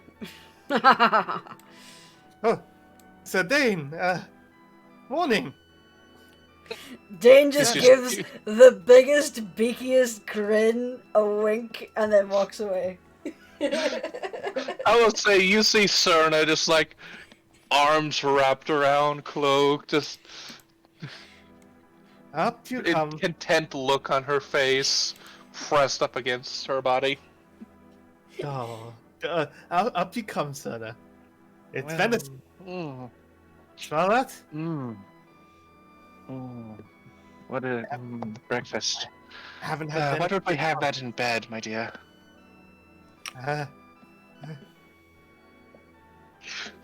Vilo, bring us some venison. Alright, we'll do. Anything for the happy couple. Vilo will pull like two of the sticks of venison, like steak or whatever, up from the fire and bring them over. It's like, Vilo, Like just reaches the paw under the tent and just like wags it, like gesturing. Yeah, give it to me. Give it to me. yeah, breakfast is served, ma'ams. Have fun. Enjoy it. Vilo, I hope you don't mind me asking, What's up? but I thought you and Miss Cloak were, well, in a relationship. What? It's an open relationship. I mean, like, we're friends, we love each other, so we get snuggly with each other. No point I mean- in limiting ourselves. Exactly, I mean, I did say, like, if anyone's cold last night, they can come join me. I meant it. It's like, literally, like, I love all of you. We'll all get a taste of that beef eventually. What Dane is thinking to Wow. themselves. Wow. Uspon is trying to process everything, being a little bit old-fashioned. I'm sorry, I might be a little bit old-fashioned sometimes. It's fine, but if you ever want to experiment, like, my tent's open to you. You're I never think too you- old. I'm gonna get to beef when we have our sparring match later. Hex raises her hand and says, "If you want to spar," and then leaves it at that. Oh, sorry, what was this about sparring? Well, You I would promised, prefer spar I over did. sparring. I did promise. Should you be doing that after eating? I mean, it is good to wait half an hour. Mhm. That's swimming. I think it's any physical activity first. Wait, so we're heading to a spa now? I thought we were trying to find this this lockmaker.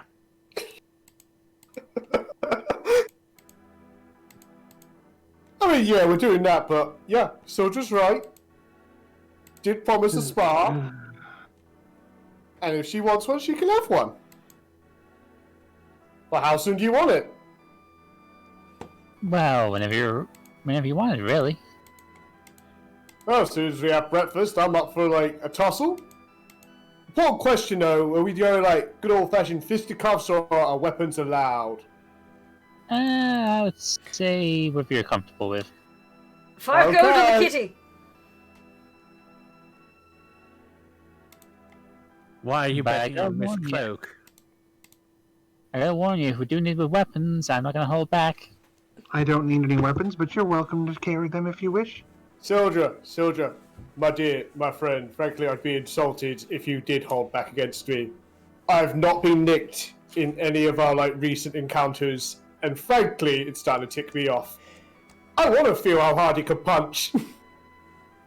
Hex raises her hands like she just, like, calculated something wrong, and she goes, oh! And she goes, oh, you and Vilo, I'm sorry. And then she takes 2 steps back. All I right. mean, if you want, Hex, you know, you can go first. So we just have a couple more venison kebabs and then steps back and starts warming up. All right.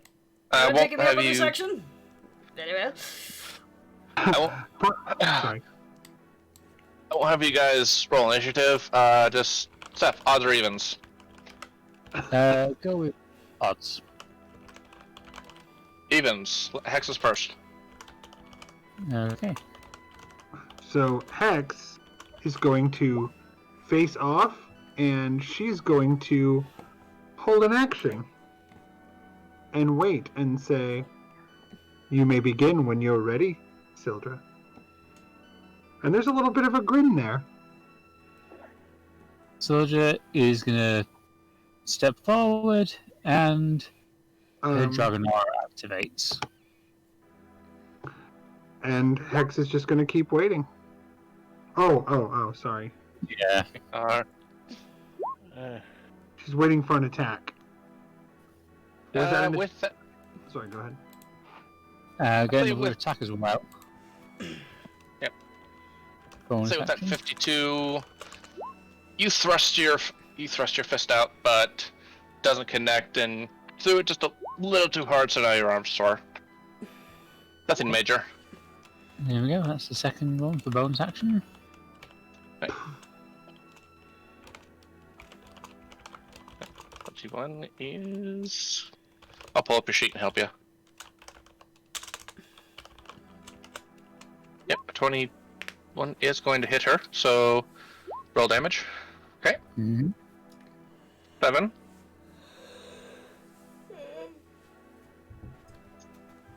Math. The DM's greatest enemy. Not quite. No, you have 32, it's 25. Oh, okay. Okay, so it is now. What was your held action, Hex? The held action meant that there's still a distance, right? Because that No. attack came. So Oh, okay. So the held action was she was gonna do 1 or 2 of her unarmed strikes, or not unarmed strikes. I mean, she's going to attempt to grapple and bring Syldra down in a grapple, which I have that technique on that we talked about, the specialty. Yep, grappler. Yeah. You have advantage on attack rolls against creatures you are grappling. So she's gonna try to Okay. grapple. I don't know if that means what I have to roll. I don't know. We'll roll strength on that. And Syldra,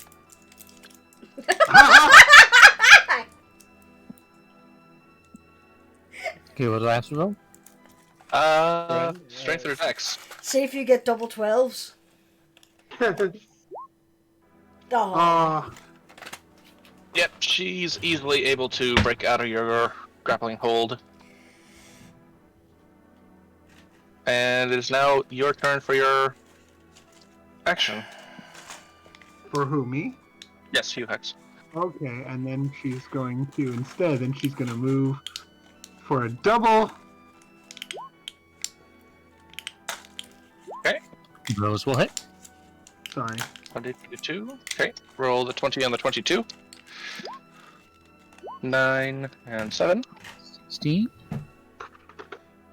She was so. Would you basically like? I've done that thing like for every hit point, she does a little punch, a tiny punch, super fast. So 1 second, I need to readjust this. Hang on. she punches. She's just 16 little quick punches, like. I love that.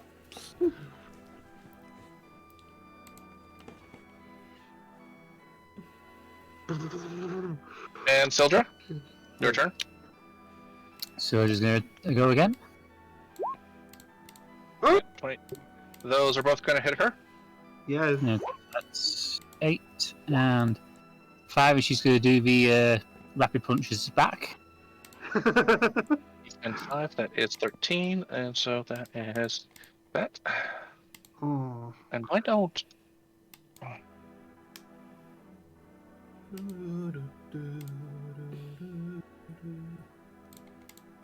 Hold on a second. I'm looking for something. I have to ask you a question. Yes.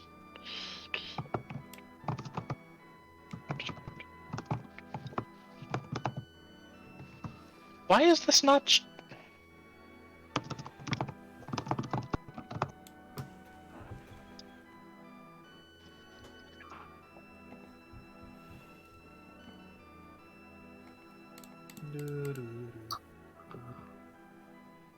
Why is it doing that? I don't know. I'm trying to put the HP bar above your head, but it's not. It keeps changing back to the controlled by field. It's not even putting it. Okay, let's do this. We'll try You a may have to different bar. select it to show to players on the second tab, the advanced tab.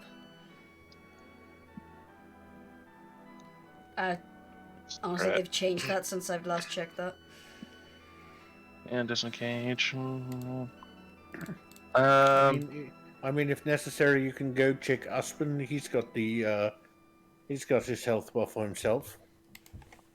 I would say just by this, and I'll have other DM ruling on this. Cunning action to disengage and then attack from behind. Like You just don't really ducking need around to a person? disengage if you're just moving around behind them. Oh, okay. So is it my chance to do that?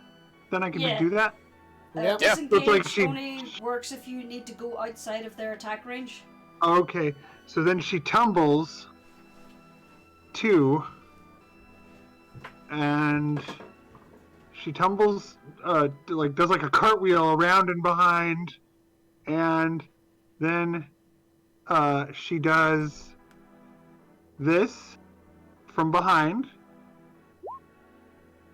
Tries for 2 punches. Yep, those aren't gonna hit. Okay, she misses, but then, as a bonus action, not a bonus action. Then I can do the cunning action to back away from him, right? Yeah. Okay. 3, 4, and yes, that's what she does. And then she does the little double hands. Come on, come on. So just smirks and basically propels herself forward. And she's going to do her White Dragon Strikes. It's really nice to see Syldra smiling. Alright, those are both going to hit her. Oof. Okay. Uh-oh. She's basically do the same burst punching move. Okay, yep, that's going to take down Hex. Yeah, Hex goes down in a pile of wrappings. Oh, darn. She's out. She's unconscious. So just Yeah. basically going to pick her up and try and pull her back, take her back towards the fire. I'm sending a message to the GM. Well, Dane, I guess I owe you 5 gold.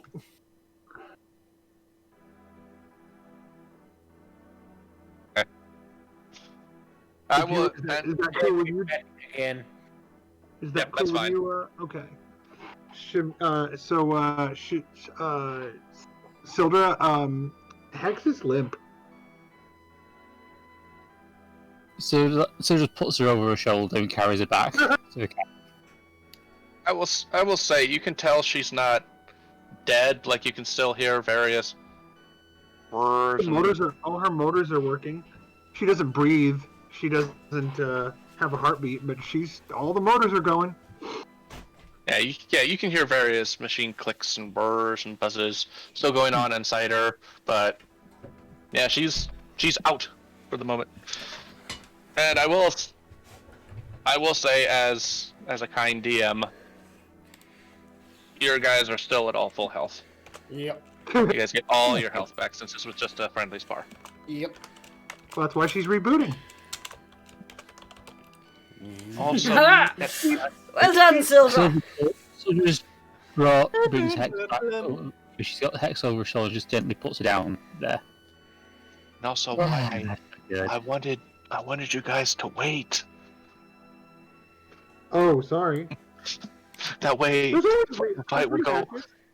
Yeah, I know. The fight would go longer, and you'd have better shit to work with. Well, Dane, here's your 5 gold pieces. Vilo will hand it over. Oh, you are a good sport, my friend. A very good sport. Just give you a slap on the back. Well, I'll try to be. It's all fun and games. There we are, Syldra. Do you feel a little better now? Much better. Ah, excellent. I knew we could get you a decent punch-up somewhere. Yeah, don't worry, Syldra. I'll still give you your spar, but a little later on, alright? Don't want to wear yourself down here. Oh, definitely. Alright, I will continue RPing amongst yourselves. I will be right back. I need to reload the page. I genuinely feel happy that Syldra's smiling now. Yeah, I know, it's cute. I can hear the smile in her voice. Does it sound like stretchy or something? What does a smile sound like? Ow! Shush! Yeah. Hey, the scientific fact. Sorry, go ahead. Smile down my happiness. Oh, Dane, I bet you feel spoiled. You've had quite a few shows this morning, haven't you? Oh, yes. What Yes, my dear. What are you talking about?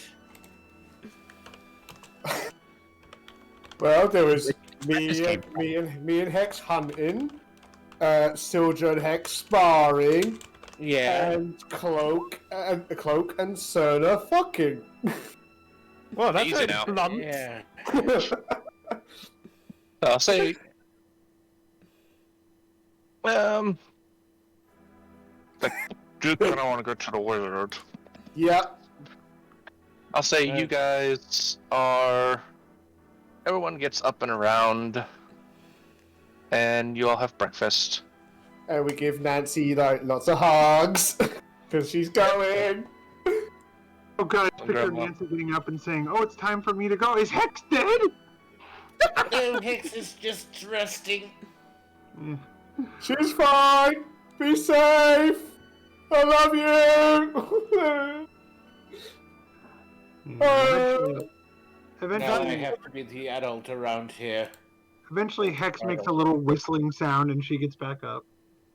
Though our time was brief, you are an invaluable member of our team. Oh. And she's gone.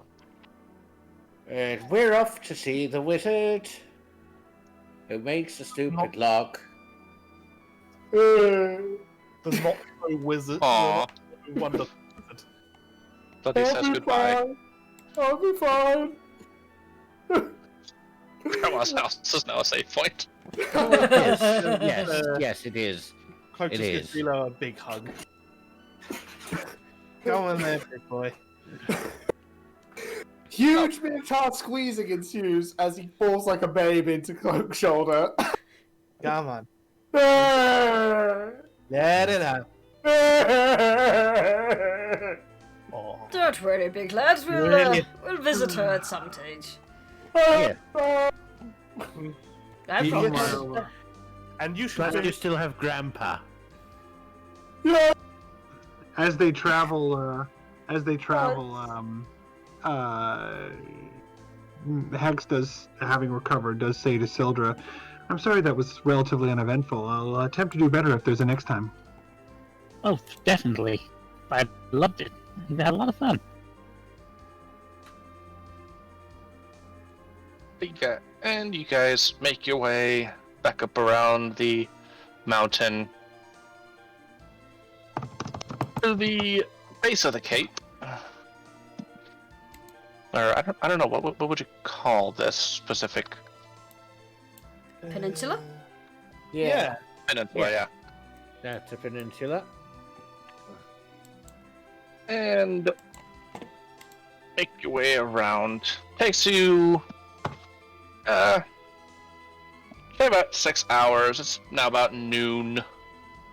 Once you get here, make your way around in through the forest, and you get right about here before yes, I would like people to make perception checks for me. Bear with me. I see trees. Nat green. 20. Levels 2. I'm feeling blue. Hex is still. Hex I think to myself. Anyways, That wonderful world. Yeah, his Louis Armstrong impression is terrible. Hex is rebooting. I will say, Vilo, Syldra, and Cloak, you notice movement in the forest ahead. Let me get the right music here. Oh, great. More combat. More combat. My headcanon for Vilo's Nat 20 is that his senses were honed because he was looking out for Nancy along the road. Aww. Yeah. Headcanon accepted. Dane is too distracted by having checked on Hex and hearing all those motors and gears inside. Fascinating. Dane is just sketching in their book, like trying to visualize what the inner workings of Hex must be. Oh, You're a scholarly bird, aren't you? Oh yes, that's the reason why I travel, my dear. as I said, Vilo, Vilo, Cloak, and Syldra. You see up ahead movement. Anything more specific than that, or just movement? Fairly large shapes. Okay. Cloak would like And- to check it out. She's gonna They're slowly making their way towards you. Okay. Vilo's gonna get his weapon ready. The mall in this case. Trouble's ahead, guys, and it's headed right for us. Big trouble by the looks of things. Alright. 23, Go to- where are you moving, Cloak? she's going to try and get close, but also stay in a tree line so she can keep cover, but get a good look at what we're up against. Okay. Yep. You're good. You make your way, and whatever it is, has not noticed you. Alright. Should I roll perception so we can see what it is? Or did the initial perception do the trick anyway? I would say the initial perception, and you're moving closer. You can see up ahead some wood wargs, and now that you're closer, buzzing from giant wasps. Oh. Oh no. Sorry, hood warg? Hood wargs? Wood Wood wargs. Wood wargs. Are they awards a from wood- the hood, yeah? A big fuck you wolf thing. You know what they are? They're wolf. Wood. Or wood wads. Oh. W-O-A-D. You Okay, guys I'll say that. remember the wargs were like the big things that were in that one place in Waterdeep that were they were like the giant wolves right before I think it was around when Sammy died. Yeah, it was one of those that Yes. tore Sammy apart. So Cloak is going to turn back to the group with a dire look on her face and with her teeth clenched, and she's gonna like dramatically, cartoonishly sneak back towards the group with those big tippy toe steps. Real professional at work. I have. There's some goddamn wood wargs and giant wasps over there. Okay, wrong map. Forgot I needed to move you guys as well. I hate wasps. Oh. Again, wrong map. Fuck. So.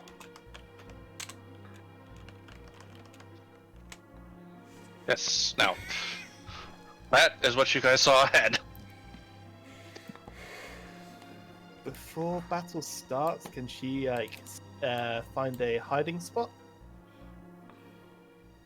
I will allow it. If you want to roll me stealth. Alright. Can I move my full movement to get to a seeking hiding spot? Yes. I will allow full movement. On a similar note, Icey, since Vilo got a nat 20, and he was aware of these guys coming up, could he use his full movement to get a bit closer before combat starts? Yeah, I will allow that. Thank you. Boop. Can I do as well?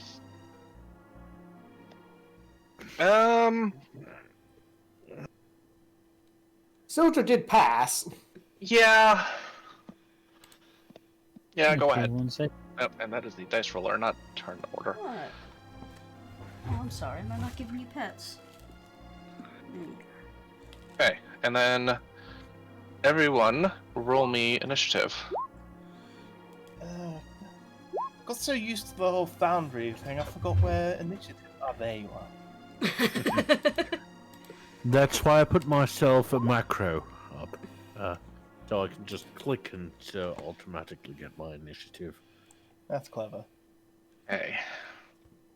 If I were a girl, one could say I'm a clever girl, but I'm just a guy, so... I'm just a guy. I'm just a guy.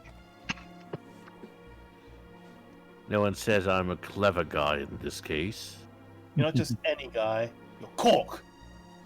I know. There's only one Cork. I put the camera on especially for you. To be honest, You're just gonna come I sit have on my actually arms? come across multiple people going by the same name. Okay, there's one you then. Yes. Trying to be nice! I'm trying my hand at self-deprecating Okay. humor. It's not working. Zero, cloak. Should also go by the name Bob. Okay, Hex is not in the turn order, and I need to pull up Syldra's sheet here. Now that everything's Sweet. working again. Just make sure you don't also go by the name Bob. I'm trying to do initiative and it's not working. I'll try again. Okay, did you roll There, once I'm before? 3. I'm 3. Hex is a 3. Okay, so I will Wait, I had deleted that. Hey, Add don't put yourself turn. up. You're at least a 10. Thank you. Can't believe this. Vilo got the highest initiative. This is scary. I Hey. know. So, This has never happened before. I don't think Wait I'm till in you the turn can. order. Yeah, Dane's not in there. okay, what was Dane's 13. 15? Okay, Yeah. and we will descending. There we go. Now, turn off the suspicion music, and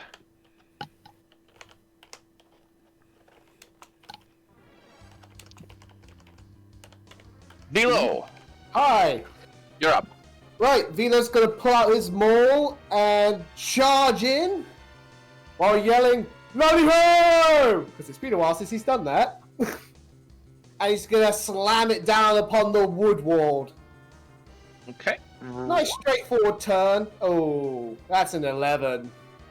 Yeah. Your maul just bounces off its wooden body Oh, you're freaking hardwood. as it grunts at you. That'll be his turn for now. It's Woody's turn. Yep, it is now his turn. He's not happy that you've just tried to damage him and break him. So, does a 19 hit? Oh, damn, yeah, it does. Oh no! Okay, so you are going to take 7 points. Wait, hang on. Okay, 7 points extra damage, and then Oh boy. 4d4. So 17 points of damage as it smacks you in it with its club. Ah! At last, a worthy opponent. Our battle will be legendary! Yep. You got it. So, it is now Blue Boy's turn. He is going to... What is their speed? 30 feet. Okay. 5, 10, 15 up to Syldra. And he is going to make the same attack with his club. 12. Does not hit. Yep. He tries to swing at you with his club, but misses. And they have multi-attack. Does a 17 hit? Nope. Nope. Okay. So. First Buzz. Let's see.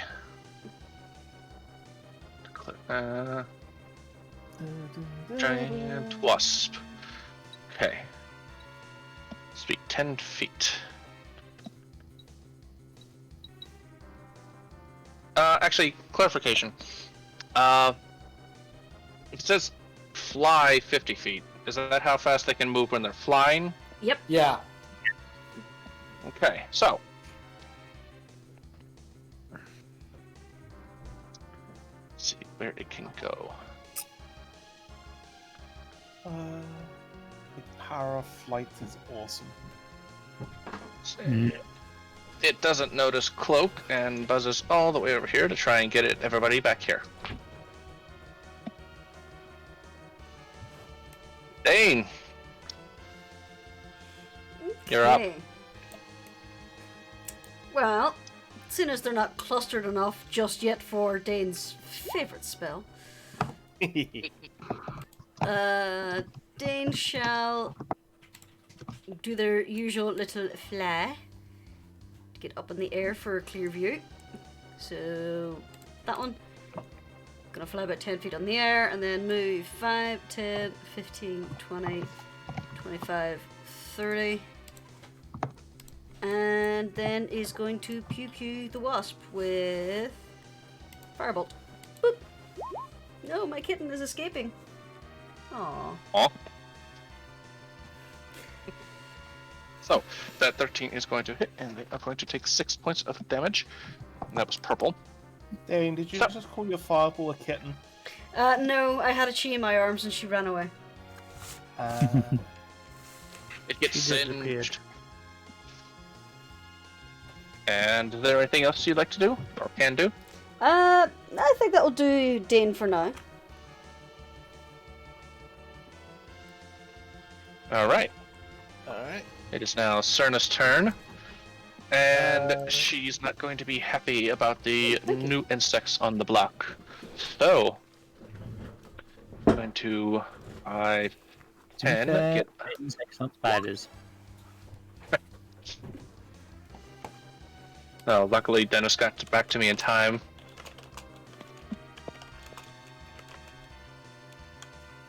So, she's not quite as scared of them, but she's still not happy about them. So, going to... Yeah, oh, no. Just going to cast Sacred Flame on it.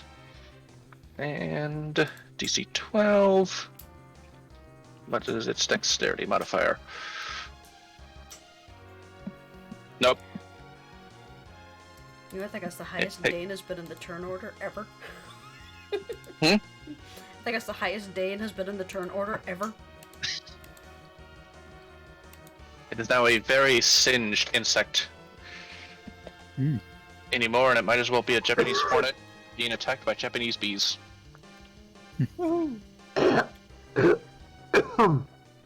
It's actually no joke. That's the defense that Japanese bees have developed against the Asian hornet. The one where they like warm it up really. Yeah, they Yeah, cook they- it alive. Yeah, they surround it, hold it down, and just start vibrating, raising their body temperature, and literally cook the wasp alive. They kill it by giving it heat stroke. Yes. Well, That's, turning it into a well done wasp until it pops. nature's So- cool. In this case, nature's cruel. Spin, you're up. Damn, Major, you scary. Well, Aspen's going to move 25 feet here, and yeah, he's going to give it he's going to give it a try with the warhammer to use it as a fly swatter, so to speak, for this thing. And he fails. Yep, unfortunately. And I'm using my action surge to swing again. Again, okay. Okay, You know what? I roll- will let you have advantage with that. That is most gracious. Still missing or hitting at least? That's hitting. Roll damage. That'll be 6 points of bludgeoning damage. Okay, so you bring your warhammer up with both hands and strike it down on the wasp, getting a loud squish as you're covered in various bug guts. I don't know, but I feel like someone's taking it easy on me tonight. Hey, good job, Babson. BRB, by the way. It is now Syldra's turn. Those will light us up with red dragon energy. His first swing. Aren't we all BRB right now? So you use flurry of blows for an extra 3 attack. Alright. The 20 and 19 are going to hit. The others are going to miss. I'll roll a d100 in 1 second.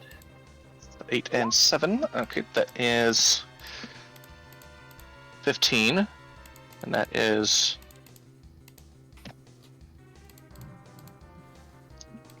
that. Right? Yes. And 94. I will say on that last strike, it raises up its shield and your fist clunks off of it. You feel something might be broken in your hand, but you're not sure, as you take 1 point of damage. Okay. And that's all she can do. Alright. Now it is other Buzz turn. It is going to 5, 10, 15, 20, 25, 30, 35, 40, 45. Come around to Syldra.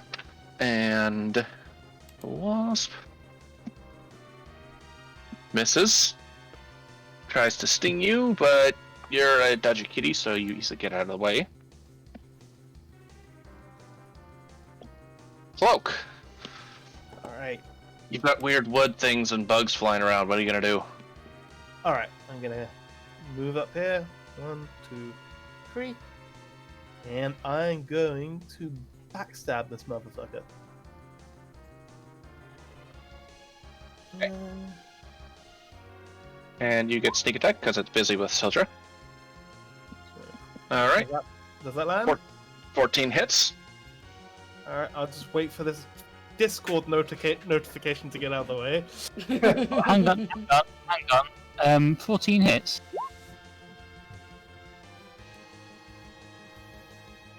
It hits the wasp, not the woodward. Alright, sorry. Oh, 7 sticking down. It's If I 10 were- hits. If I were to make an educated guess, I'm going to guess that the wood wards at least have an AC of 15, because that is the actual AC of wood. And if you'd like to roll me the D100 for poison chance. Ooh, yes. This thing, I will say with that, it doubles the poison. So it now takes 2 points of damage every turn. And Petard. And time to hit with my offhand. Roll it. And doesn't matter, it's now dead. If I recall... I died as I lived. Stabbed with poison. If I recall, is it like a superpowered poison an actual Final Fantasy like stat anyway? Venom.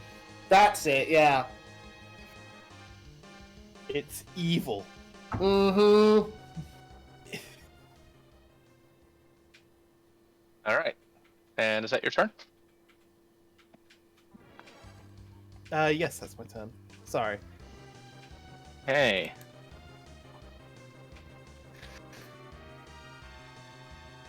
See how far this boy can go. Okay. It's going to... And let me move the dead one out of the way here. Oh, more of you. How quaint. Uspon. And... Oh, I can't believe I missed that chance. does 18 hit. Meets it, beats it. Okay. I died as I lived. Building an asshole full of poison. 1d6. Okay. Take 8 points piercing. And make me a Constitution saving throw. 8 points piercing. And a con save. That'll be an 18. Okay, you beat that, and then take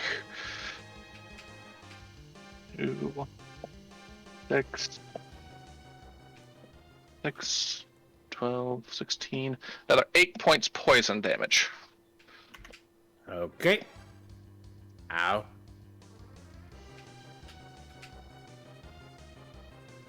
Red Buzzy. Yep.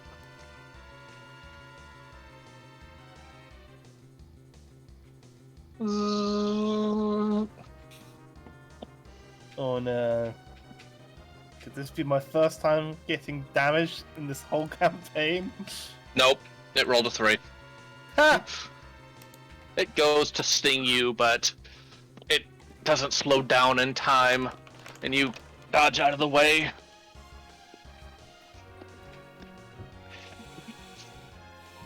So, Hex, Yes. what would you like to do? Is that the wolf? These guys are essentially like walking trees. Oh. And this is... They're this not some kind of wargs. different bug? Hmm? Is this a different kind of bug? These are wasps. This is like, I think like Ints from Lord of the Rings. Yeah. Just like a lot Essentially, smaller. Yeah, they're like human-sized. That's pretty much what they are. Okay. Do you remember like the tree blights you fought in Strahd? Yes. They're like those. Yes. And these aren't the two friendly ones. They're attacking us. Yes, they are attacking. Okay. Okay. Are these essentially just wooden golems powered by So- fey magic? So at this point, Pretty much. Hex goes. I've lost control of my token again. Sorry, guys. No, it's all right. I don't know why I that's just happening. need to reset everything. It's because I've copied a token that didn't have control. Oh, there it is. So- Okay. So she's gonna go from where she was. One. Can she? 1, 2, 3, 4, 5, 6. So that's 30. And then she's going to strike at this with her first attack, with her attack. And I want to see what it does. So, 1 attack. Whoa. That's gonna hit. You think? So what happens there? Let's see. That is Green Boy. Looks like you swatted it out of the sky, to be honest. Yep. Superman punch. You punch it, and it's very angry, but still buzzing around. And I would like to know if I can use cutting action to dash again. I believe so. Yeah. I mean, you used an action to attack, yeah? Right. Is cutting action its own action? It's a bonus action. Yeah, that's what I wanted to make sure. Can I bonus action to keep moving after the punch? That's what I wasn't clear about. So I think she can. 6 steps, punch, and then 6 more steps. You can't dash twice unless you used your action to also dash. That's what No, I didn't dash already. I just moved 6 and punched. Oh, then you're fine. In that case, 1, 2, 3, 4, 5, 6. And then she just like looks to square off with the one that Vilo is fighting. Okay, and I didn't see you went just straight this way. Basically, to try to get through whatever the best path was. I thought I was moving right. If I messed up, you can move me back. Okay, I'm gonna say the Woody Boy is going to get a attack of opportunity, right? Yeah. So, Pathetically, the Buzzy Boy as well, but 17 hit you? Yes, it does. And okay, so that's going to be 44 plus 4.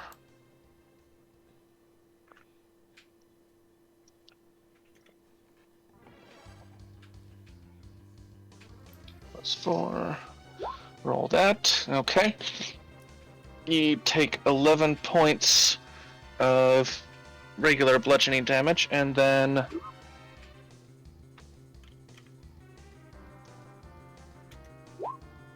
another 9. Okay. So my other question is, since I have 2 attacks, can I divide that up between 2 and do the last thing to attack this person? You're talking about the extra attack Yes. as part of the class. I'm afraid not. That's not normally how it works. Okay. Yeah, it's basically the idea is you use the attack action, and then if it hits or not, you can follow up with another attack, but it's generally against the same target. Okay. So you can't attack then move an attack, I'm afraid. Yes. Fair enough. I would say if 2 targets were close enough together within range. Yeah, like if they're within range, that's No, fair. but she ran halfway across the field. That's why I wanted to make sure. No, you can't. Can't multi-attack on that, I'm afraid. That's fine. Okay. That's their turn. And last Buzzy Boy going to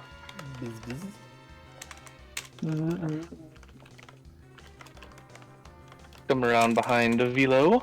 Oh I'm just no, glad I did what I did, Vilo. the situation's been worsened by the addition of yet more wasps. And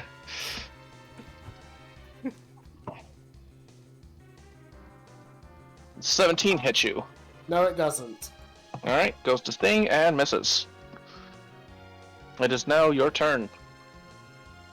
Hex, can you do me a favour and deal with this buzzing pest? Vilo's just kind of waving his hands around. I'm on it. Thank you! Now as for you... Vilo just kind of like leans in menacingly towards the woodwort. You made me bleed my own blood. I have conflicted feelings about that, he says as he goes into a frenzied rage. My dear, I would be exceptionally worried if you bled someone else's blood. It's no time for your smart words! I believe that's called a transfusion. I'm also just gonna post something to the player chat about what's going on. It's for Vilo. Oh my god, it's not working. Never mind. You know what? I'm also going to make it a reckless attack, because why the hell not?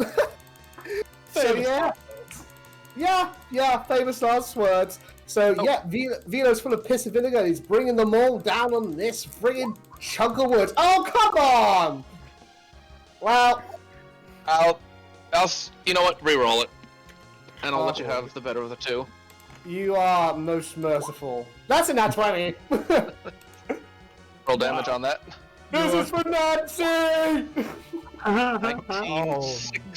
Oh, I also forgot to apply the rage damage, so that is an extra 2 Okay, points of so damage. that is 27. Yeah, you. Thank you, pencil. Did you make kindling? 27, and you bring your maul down, and you hear wood crack and splinter. You're gonna make nice firewood! And that's Vilo's turn.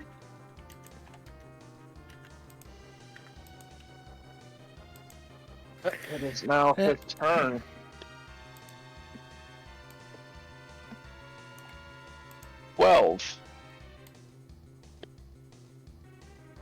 Does a 12 hit you? Vilo. Sorry, I spaced out. Got distracted by Dee's funny gif. Was that with advantage? Because they get advantage thanks to reckless attack. Yes. Then no, it misses. Alright. And attack again. 18 and 4. 18 hit you? That it does. Okay. Let's see how badly it's gonna fuck you up. A question, what kind of damage type is it using? Probably piercing. No, it's using a club, so it is bludgeoning. Okay, You get you to know half it's that. resistant. Okay, and as being a kind and generous DM, I am going to say get 5 points back Ooh. for the last attack, since I did not know that. Well, I wasn't raging then. Oh, raging that? Okay, never mind. So, How much damage do I take now? let's see. Got 4d4 plus 4. So, you take 7 points of bludgeoning, Correct. and then 3d4, and an extra 6 as it is a magical club. Yep. So 13 points. Is the extra damage still like bludgeoning, or is that its own separate thing? It's its own separate thing according to the thing here. It just says in the Woodward's hand, its club is magical and deals 3d4 extra damage, included in its attacks. Okay, no problem. I'll take that 6 then. All right. Mm-hmm. Now it is Blue Boy's turn. It goes to attack Syldra again. And 9 doesn't hit. Nope. And 11 doesn't hit. Nope. So, Buzzy Boy is dead. Dane. Okay. So let's see, we have 1 Buzzy, 2 Buzzy, 3 Buzzies. That seems just enough to be hit by a magic missile barrage, don't you think? Say so. Bird barrage. So, magic missile. First for green. Then for red. Then for blue. Okay, so... Oh, green's lucky. And then you said green, red, blue? Mm-hmm. Okay. Right, and... Okay. That's that. They're all still standing, but green is very, very burnt. Or, sorry. It's very hurt. I was hoping that would be a little bit more effective. Oh well. Perhaps next time.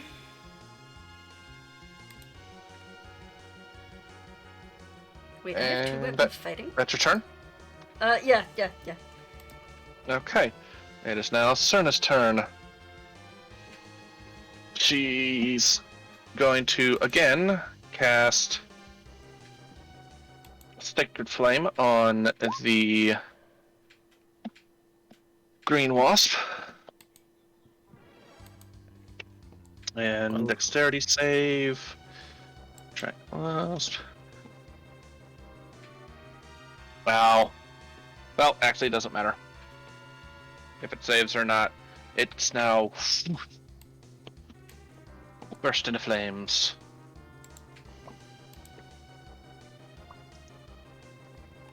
And she's going to 5, 10, 15, 20 come up to Dane. And that will end her turn. Up next, Uspon. Uspon is having a hard think. Green is dead, you said? Yes. Yes, green is dead. I just forgot to mark it. I'm just thinking, okay, which one should I take?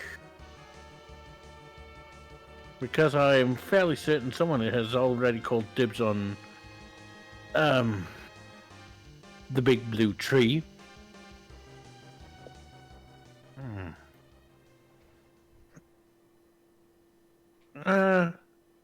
I think Uspon's going to make his way over here and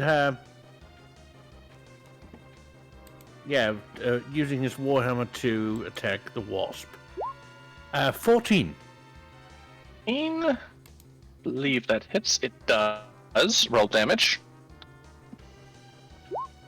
That'll be 9 points of damage on the red wasp. Yep. You bring your warhammer down again and squish it. Getting covered in even more bug guts and getting Cloak covered in some bug guts as well. I hope you don't mind me helping out a bit. Not at all. Today is really your day, Uspon. It seems so. Syldra. You're up. The trees in front of you are still standing.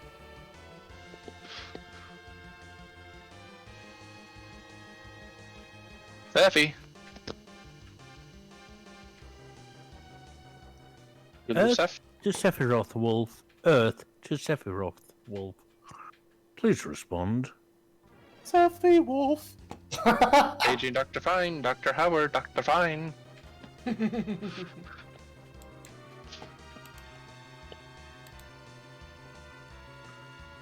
Have we lost him? Gerard. Is he muted or is his... He's not muted, so it might be connection issues. Yeah, I think we might have lost Seth, and we may need to... Syldra is like, you know what is happening right now? Just in case Seth can listen. Sildra's like scrunching up her arms, and like there's a energy fire coming around her, and she's going, ah! Ah, yes. Classic Dragon Ball. Very classic. Paging Sephirothwolf. The little Syldra wants to be picked up from Smallland. Come back, Sephirothwolf. Come back, Sephirothwolf. Come back, Sephirothwolf. Sephirothwolf. Sephirothwolf. Sephirothwolf.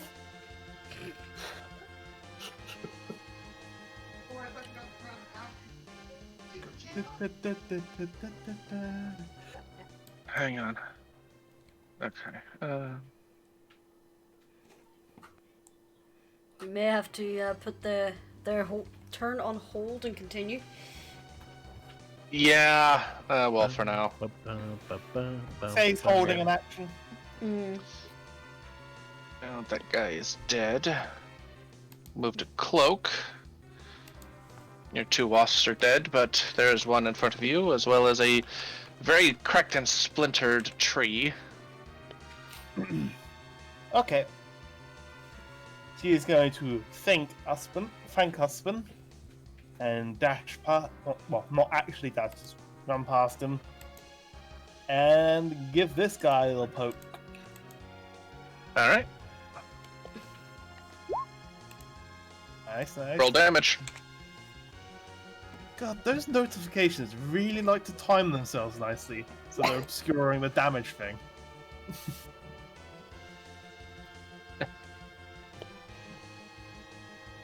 Okay, so... Yep, you now have a bug kebab. Alright, I'm gonna fling it off towards the stump. Okay. Alright, that boy is dead. That boy is dead. It is now Hex's turn.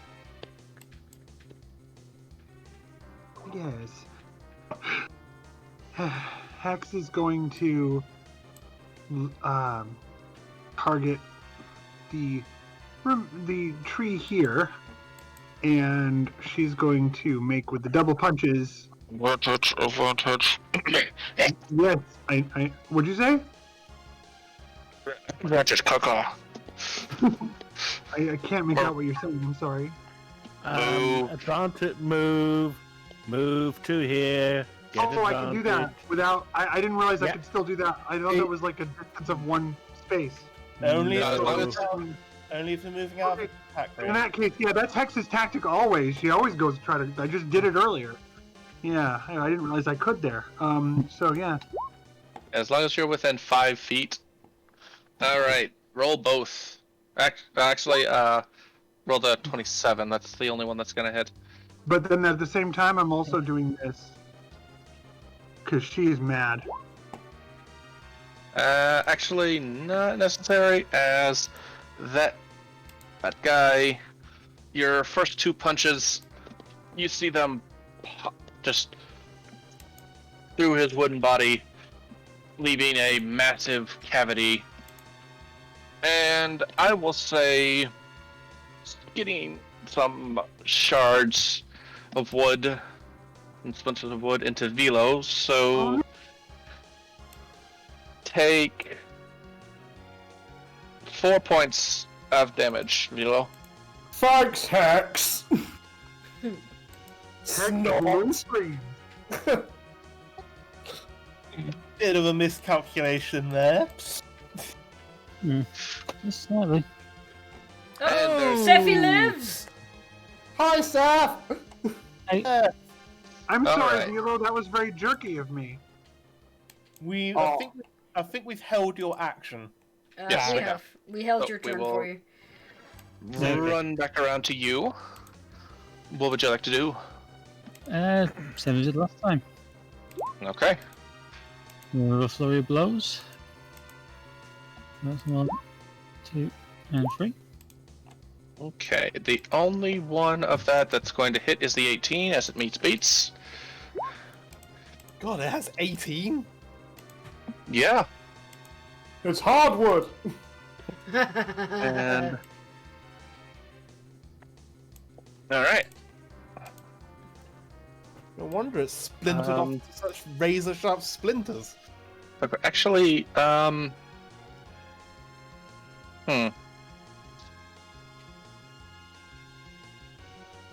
Oh! Fire. Okay. So, yeah, that actually is going to be 16 points of damage. Right, that gives you best double up my last attacks, because they were fire element as well. Alright, so I'll just say all of the, for sake of flavor, all of those hit, and you just watch as this tree just bursts into flames. Spontaneously combust. As it lets out screeching as it crumbles into ash. Much better. Yeah, Vilo's still like slamming his stone ball into the fallen tree word.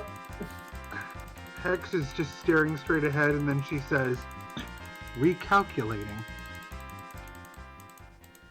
Hey, Vilo. What? What? I really like how your muscles all firm up when you rage. Oh, Oh, Vilo, you. you look very injured. Let me heal you up. Oh, thank you. And Much appreciated. cast Cure Wounds. Get 5 points of healing. And do a healing word around everybody. For 4 you points. can only do it on one person. Healing word. Yeah, you're thinking of mass healing word. Oh, right. Well, so he uses it on you, Vilo. You're the most hurt. Thank you. Does Hex see? Does Hex see that the damage that she caused is fixed? Yeah, pretty much. Well, but okay. I just want to make sure, like, she can tell that what she did was reversed. Yeah. Okay, I just want to make absolutely sure, because then she comes out of her blue screen and is silent and just sort of looks around. Error. Big error. So, Well, it's been a while since I last tasted my own blood. I see the little Ultros there now. Yeah, who drew that? That's really Me. nice. Oh, of course. He's not finished yet, so I could go for some octopus soup. don't tease the octopus, kids. Now that you're done with evil trees and evil bugs, I'm just saying, Vilo would have taken what was left of the wood ward as kindling for later. all right, add That's Woodward my list. corpse into your inventory. Yep. Or do you call lumber tree corpses? I mean, yeah, some druids do. I mean, That's for flavor. That way Vilo knows that, yes, I'm burning this as revenge. This isn't normal wood. Yeah. So Vilo's got wood again.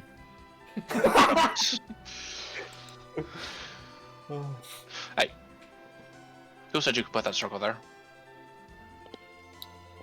Or a cloak. I'm glad you enjoyed the show. I guess that explains why you're still resistant to damage when you're in that rage state. Oh yeah, I mean, I'm like plush and springy for you, but in a rage, I'm hard all over. Harder than stone, tougher than iron.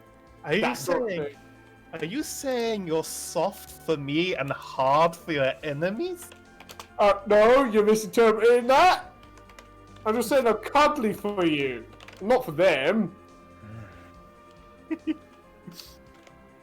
I mean, I could remind you how hard I could be later. You have Dane wood- is wood just previous- cackling at these innuendos. You have willfully asserted me and I'm disgusted with you. I'm just gonna post one more thing to the player chat. Just one more. Just the last one for the day. Oh, Oh. Aww. What? oh, And Shut it's, up, Shane. and it's musical. oh. That's That's, exactly what it's like. That's a dramatization of what's going to be happening at the end of the day. Damn right.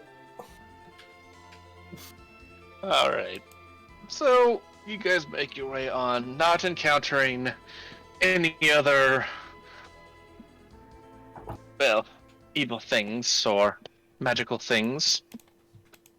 As I'm gonna stop the music here, because there's actually going to be something else this time. As you make your way back to the wizard's house. Let me make sure that Hex can actually control. Okay, yes, this one can be controlled by Hex. Yes. This jerk again. And let me see if I can real quick. He's not going to be a jerk this time. I did that because I was in a hurry. Oh, I see. Oh, come on! What the hell? I can control myself, Icey. No, I'm trying to get the stupid bar on it, but it's not working. It's okay. We can just do it with like the theater of the mind. All right. So, once again, you make your way to Mr. Wizardly's house. And I think I speak for everyone when I say that it's okay to be the theater of the mind. Am I right, everybody? So, I think you should stress that. Well, I don't know about you, but I feel like I've been here before. And Hex, just like before, says, "Let me, everyone." And she walks ahead, and knocks on the door. Again, once you cross in front of the trees, they go, "Hey, what are you doing here?" Well, no talking, please. Oh, hey, you nice trees? Yeah, I'm Bob, and that's Dave over there.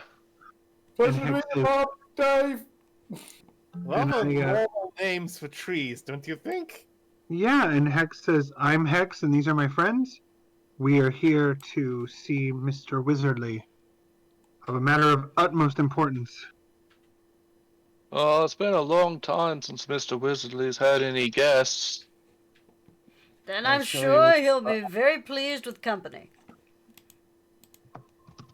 And I assure you it's of the utmost importance. Well, all right. Mr. Wizardly. Huh? Oh, what? Yes. Who is it? I'm coming. And I don't know. Did I? Hello, sir. Oh yes. Hello. Well, it's good to see people again. Oh, I've had these tree constructs to talk to. Oh, yeah, Bob and Dave seem really nice. And Yeah, but they don't have a sense of humor. Mr. Wizardly gets a bow, or not like a very quick bow from Hex, and she says, "My name is Hex. These are my friends. We are on a mission to restore 4 elemental crystals.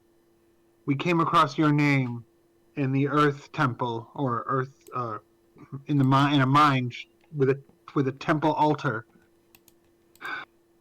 We think we need something from you to proceed further."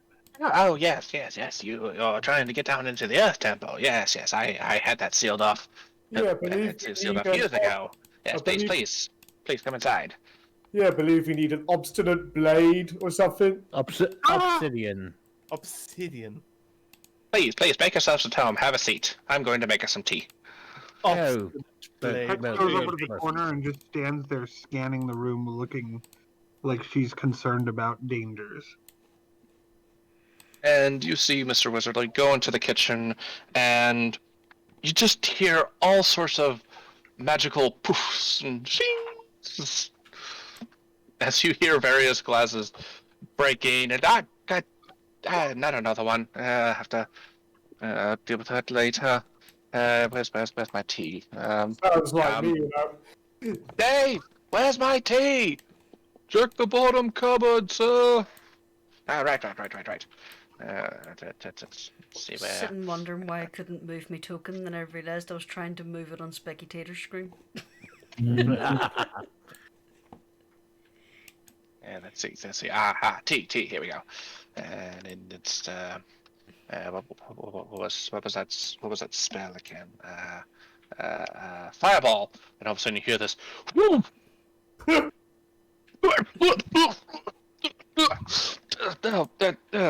right. It wasn't fireball. Do you need a little bit of help, sir?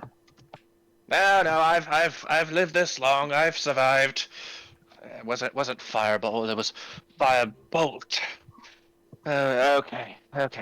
Uspon ducks behind the wall. Sounds like me when I'm trying to get a midnight snack back home. Did I hear him You tend to correctly? set things on fire? I mean, sometimes the little knobs are really hard to handle. What do you mean, Miss Cloak?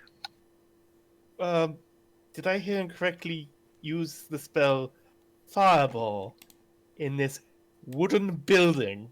Yeah, he's apparently trying to get the stove working or something. Is everything okay in there? I think you could do that with a simple prestidigitation spell, right?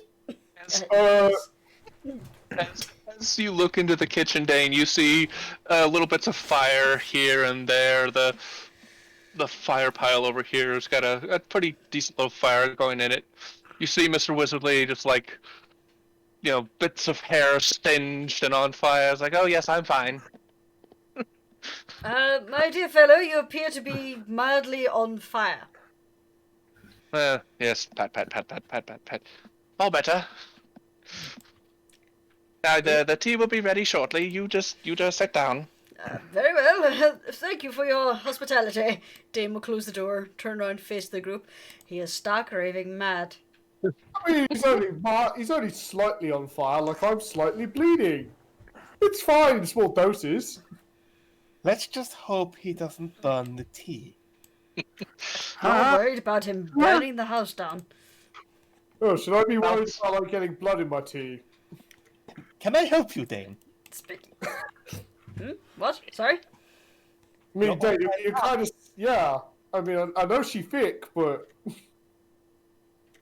What? Oh, right. On my screen, things over here. On my screen, the token is over there, next to Upson. Sorry, Where am I now? Did I move slightly to the right, then? Yeah. So, There we are. No. Right, yeah, we just had this conversation. Are you quite alright there, Vilo? How badly hurt is Vilo right now? Yeah, he's still actually pretty hurt. He's only slightly above half health. Someone should heal him. Vilo, please, take my potion. I have not used a single one yet. You should... Oh, right, I forgot I had those. I got tons. Oh. Well, I okay. recommend you drink one, Vilo. Somebody say they're hurt out there. Oh, yeah. I have just a thing for that. I'll add it to your tea. Thank you. Yeah, some You've had running into some wasps. Oh, and wood, nasty trees.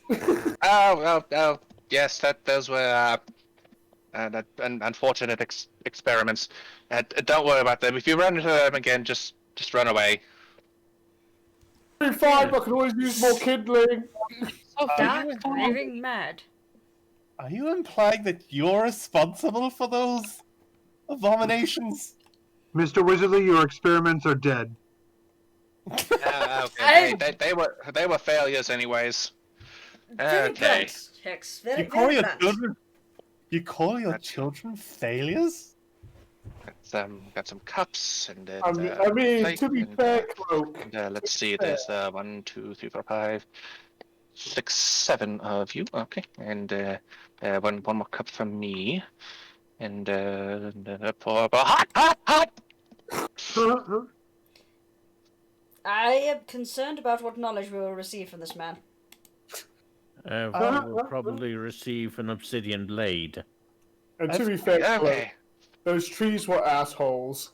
And you, after a bit, you see him come back out with a plate full of mixed match cups, and on a plate, and sets it on the table. All right, there we are. Nice cups of healing tea for everyone. Thank you, sir. Thank you very very much, well. sir. Ooh, that's still very, very hot. Vito's gonna down his. And I will say, anybody that's drinking the tea is fully recovered. Hex Both up waves included. off the tea. Hex waves off the tea and says, "Thank you. I don't need a drink." I mean, are you sure it's damn good tea? You don't need a drink, you say? No. You're not like everyone else, are you? She kind of has like a sort of like incredulous, like brief grin, and then shuts her eyes, nods her head, and then says, "Yes, I'm a little different, but I'm looking after them." Yes, I see. And you quickly watch as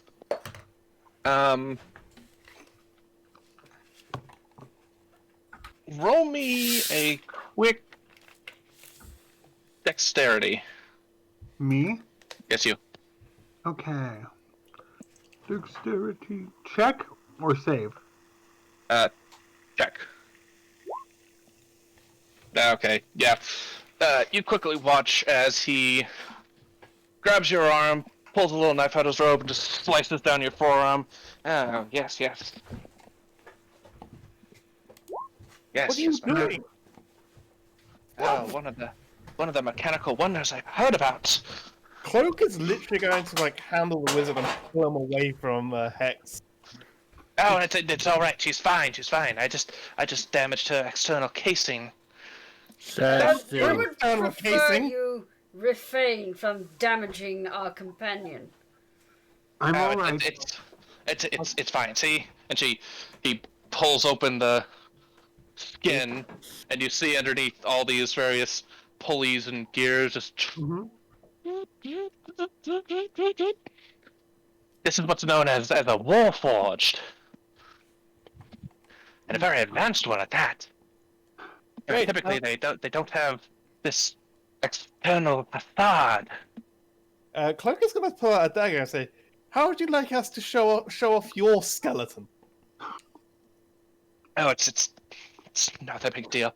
And he snaps his fingers, and it all just sews back up like it was never even there. There, see, perfectly back to normal. It's all right. I've seen that before, she says.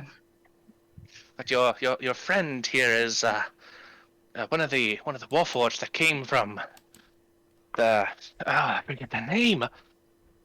Where did I come from? Oh, the Spencer Air people that used to be on the island of the Aarakkocra. Hex is Turns to frozen. Dane. She's just staring. The Aarakkocra? Yeah, you know, birds like Dane? that. Do you know where I'm from? No, she wouldn't. The Aarakkocra came there very much after the civilization died out. There Died are a out. number of ruins around my homeland, but I'm afraid I have never encountered one as yourself, my dear Hex. Died out? Yes, The people who made me died out? yes, done in by their own hubris. If I remember. The creations more or less turned on them. Oh, oh my god! At that, Hex, the little, like, movements. Normally when Hex is standing there, she looks like the ready animation on a sports game. But, she's completely frozen. She's just stopped. And her expression is existential dread. Yes, they, sad tale. They, apparently designed their robots without, what's it called? They designed the warforges without, the 3 laws of warforged? What laws? If I remember right, it's that warforged must never harm a human, or must never harm a humanoid, or through inaction allow a humanoid to come to harm, must obey every order given to it, and must engage in self-preservation unless doing so would contradict with the first or second law. Every order. Why face contradictory? Hex thinks for a moment and says, I don't have those. Yes, you are supposed, given by your design, you're an infiltrator unit. Security, yes. You're designed Okay. to gather information. They just, from what I've been told and what I've researched, they built these Warforged without these laws, as they felt. It made them more efficient. Yes. Without the need of these laws, they would perform better. But of course, without any sort of rules keeping them in line, that allowed them to realize that they were essentially being slaves. So, you know what happens when slaves rebel? They get their way, usually. Well, and without any caretakers to, repair them, they fell to pieces themselves. There might still be some in the Sky Temple. For the most part, it was automated and self-repairing. Unfortunately, there were never any routines made to repair the Warforged there. Hex looks over at the others and says, you see, I told you I'm not a person. And then she stops and just lowers her head. Thank you. Thank you so much. I So, understand myself now. wait, so you know a lot of stuff, right? Oh, yes. I've done my fair share of research on things. Have you ever heard of a dragon named Mahadvur? Oh, that old bloke. Played a round of, what are some D&D what are some games in D&D? Also, Mahadvur's a she. Mahadvur's a she. No, Yeah, that's what games that they would be playing, because it's not like chess or poker. Three Dragon Auntie.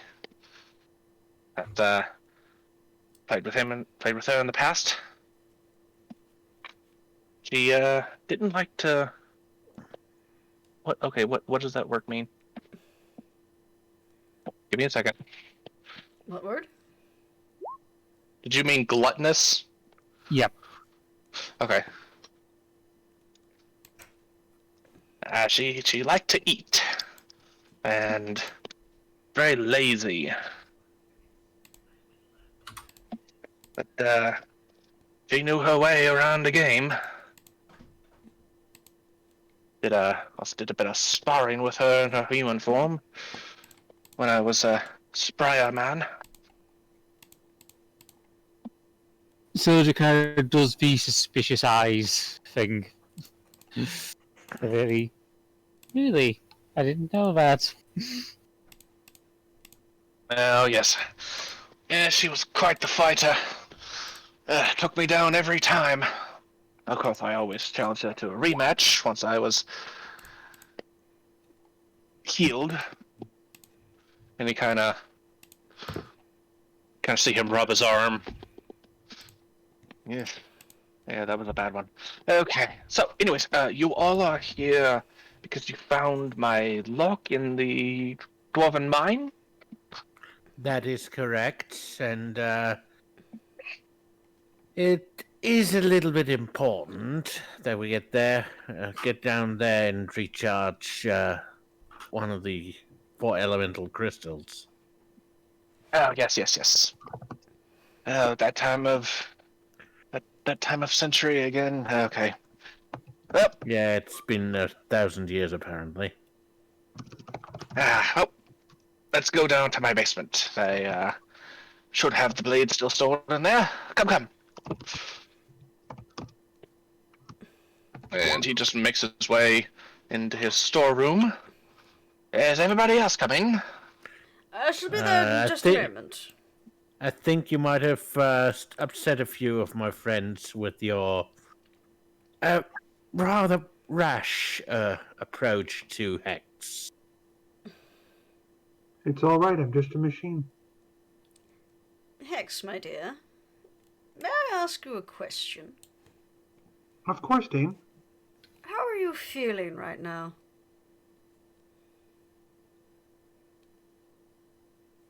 She kind of like looks everywhere except at Dane and says, I'm scanning the room.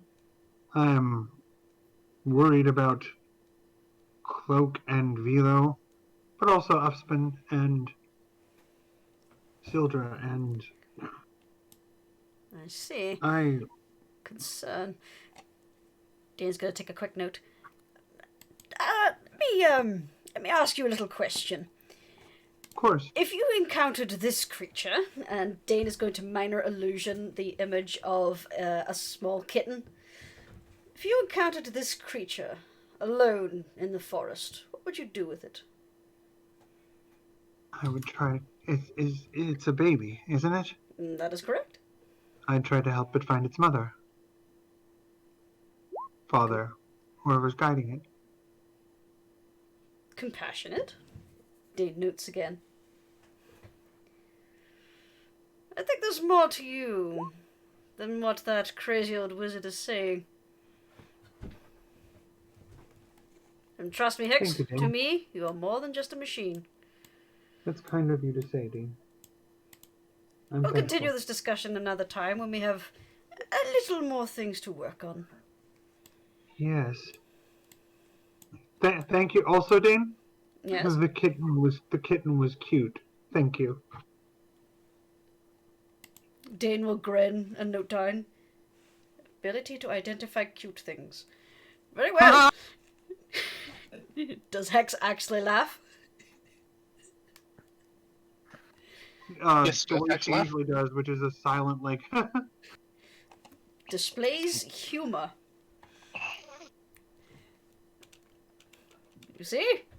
There's more than just more than gears and wires to you, my dear.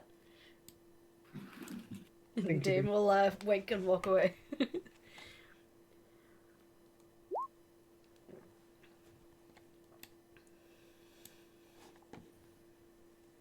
So everybody that's coming downstairs here. While that's happening, can we get an update on what the conversation has been with Vilo and Cloak? Because I want to hear those lines spoken so bad it hurts. Oh, Yeah, you know what? Go ahead. We're going an extra hour anyways, so if nobody has any objections. No objections from here. Yeah, so basically, Cloak-and-Dagger is pacing on the porch here, her fur all fluffed up with, because she's pissed off about what happened to Hex in there. And she's just pacing around there. Hey, mind some company. How can everybody be okay with this? It doesn't matter if she can't feel it. He doesn't have the right to draw a blade on her.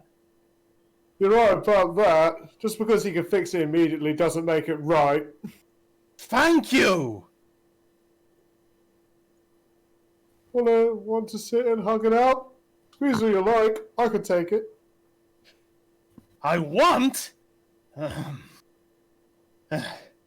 want to cut that wizard's fucking arm off and show off his skeleton. It's okay. He can fix it immediately. Well, I don't reckon we can do that immediately. But we can give him a good scare, I reckon. Me and you. I'm so glad you're on my side about this. It's not right. And it shouldn't even be up for debate, honestly. So right, insides are made of metal and other components. Brass, I don't know. Just because they're not made of meat and bone, it just somehow makes it alright. It's...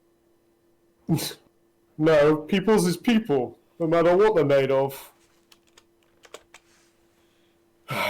Frankly, it pisses me off because now it's going to reinforce Hex's nonsense that she's worth less than us.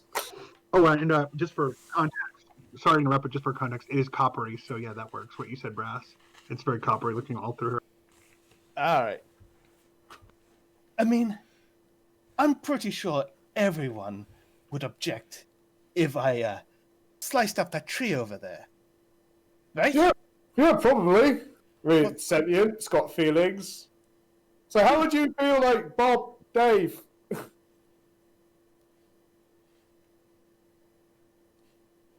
Man, I guess he's quiet. Or they're thinking about it. But my point is, if I turned around and said it's okay, they're made of wood, that would not fly. No, it wouldn't.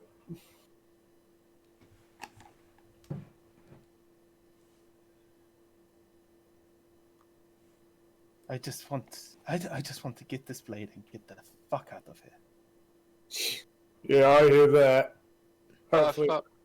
I have to say, Mr. Wizardly is pretty eccentric, but he means well. He may, seem like he's insulting, but whatever he's done to your friend, he really doesn't mean it, and he's going to make it right. Whether he meant it or not, he did insult. It's not his decision to make. Well, all you can do is let him know that and demand an apology. No, I can't stand this. I need to get out of here. Well, then, don't fret about it any longer, okay? No point stressing about things you can't change. And I'm really not comfortable with Hex being left inside there. Okay, yeah, I know what you mean, but again, that's Hex's decision as well. That's what sucks. We can't make her change how she feels and do anything. Notice how we are respecting her. I mean, you're not implying that no one else is, right? It's like, No, it's fine. Basically, I'm saying, I'm highlighting the point that the wizard is not respecting her, and even though we're worrying about her being in there, we're respecting her decision to remain in there. Yeah. Well, maybe he just doesn't know that it was out of line. I mean, he's not had any people and God knows how long. I'm not trying to defend him, but just, I mean, Bob and Dave seem like upstanding guys. They wouldn't lie to us. I have no objections with these guys. I don't. You sure you don't want that hug? Yeah. Yeah, it gives you a big squeeze. Squeeze all the hurt out. Yeah. Aww. Oh. Most of our emotional turmoil is going to be solved by hugging the big buff Minotaur. Do not underestimate the power of a hug. It's true, especially the beefiest hug you can get.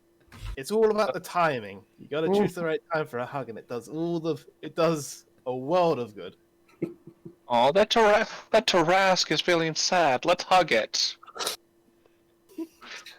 And that day, the Tarask learned about friendship and how it makes people stupid and easy to squish.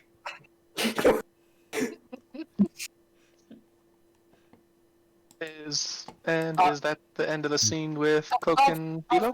I think we're done for now, aren't we, Frux? I was genuinely upset about that. Yeah. Oh. Oh no, it's not. I'm not like mad or anything. No.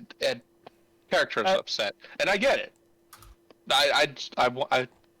Wizardly is very eccentric, weird, and excitable. But still. And why is Also, But still- folks, check your DMs.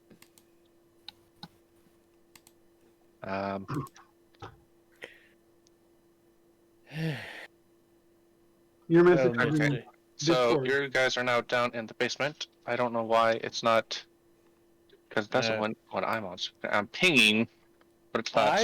I've moved myself down there. It's the same map, but Yeah, scroll further down. down to the south. Shift pinging, and are you on the map, the tokens layer? Oh. There you go. Well, you do understand, Mr. Wizardly, that we also are machines, just machines of a different kind. Oh yes. I totally understand that. You I would, feel you like would I not may want have. to. I feel like I may have insulted your friend, but don't worry. I have You been have something that clearly should- overstepped boundaries. Yes. Yes, I know that. Yes, well, scholarly Just- curiosity and all that, my dear fellow, but you do have to remember that you are encroaching upon others' personal space.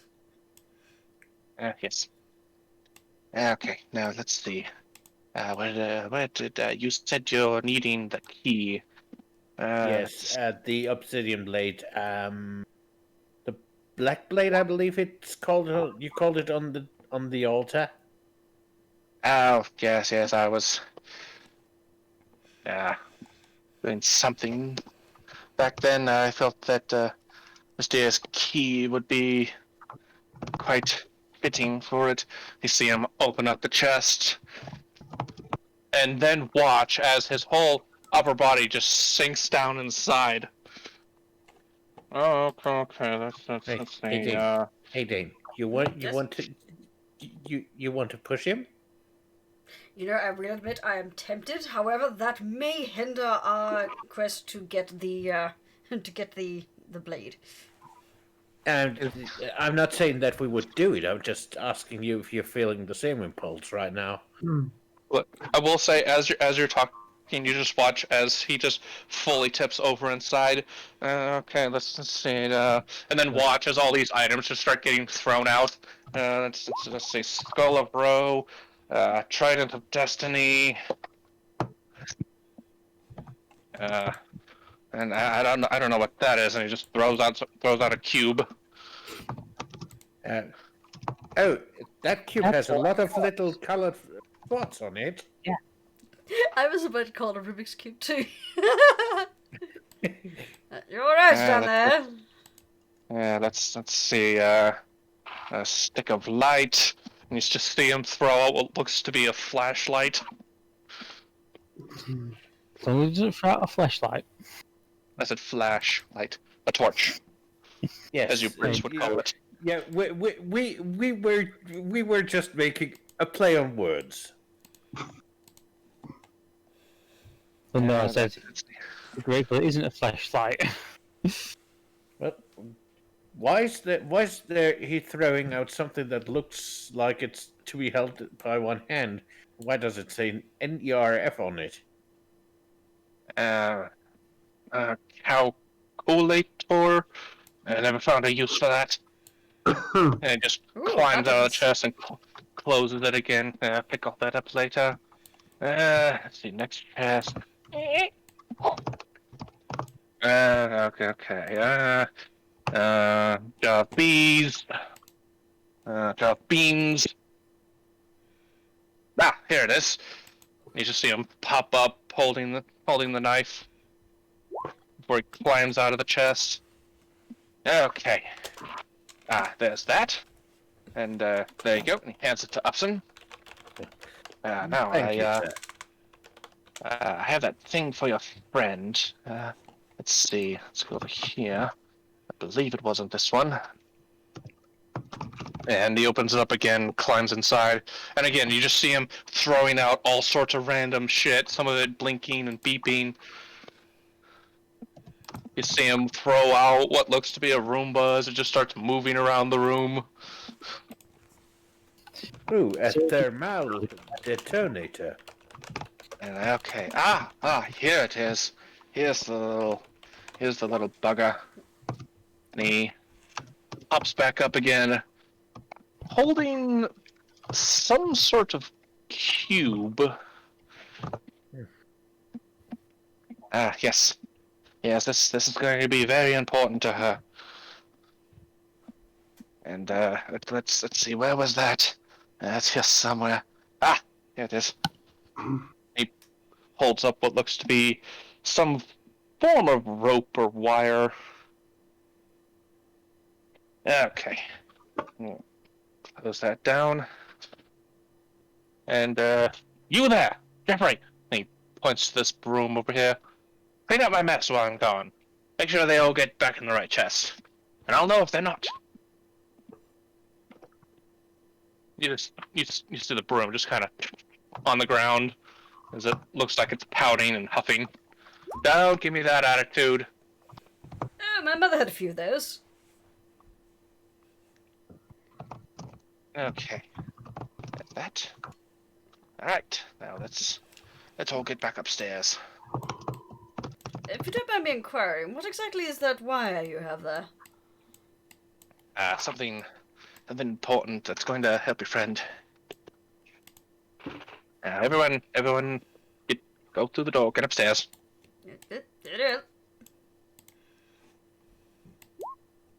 I'm gonna go see him set the stuff down and just all the torches just. There we go. All right. I'll grab you all and get you back upstairs, just like that. Yeah. Okay. All right. But some people turn off their lights with a clapping of their hands, apparently, using magic. My dear Hex, was it?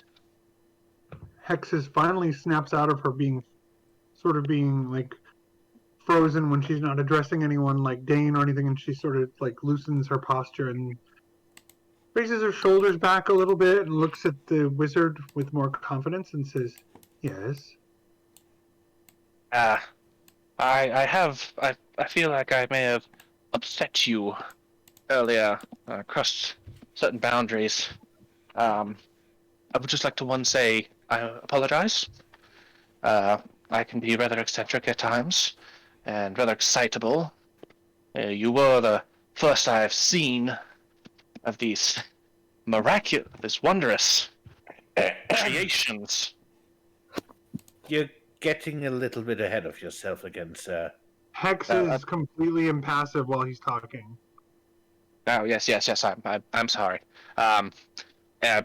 Bottom line, so I'm sorry, and I think I have something here that'll make it up to you. And he holds up the cube, and Hex would recognize this. It's a memory device from the ancient civilization. Hex looks like she's calculating something. Her eyes are darting back and forth, and she says, very impassively, puts her hand out and says, "Thank you.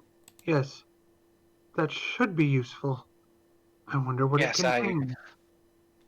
We can find out now if you like. I have it. I believe it's called a installation cable here.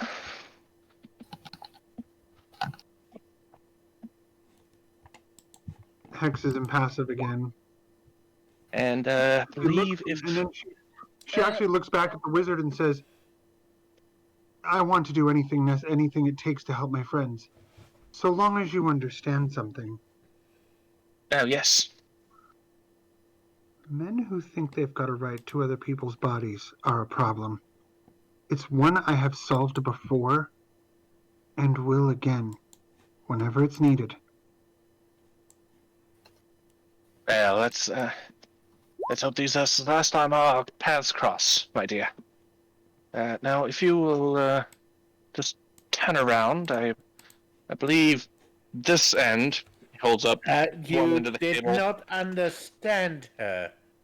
She apparently does only want it if it helps our group. Uspon, Yes, I don't need you to speak for me. I know. If it helps the group, Mr. Wizardly, I will help the group. Oh, yes, this will. I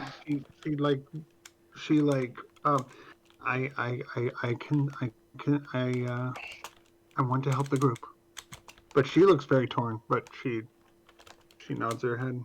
Anything yes. that will help us save the world. Hex, only if you want it. Yeah, this apparently was what they used to get into their city, and I'm assuming power their airships. I believe they called them. I don't know how you're traveling now, but if you find that, well, the whole world is your oyster.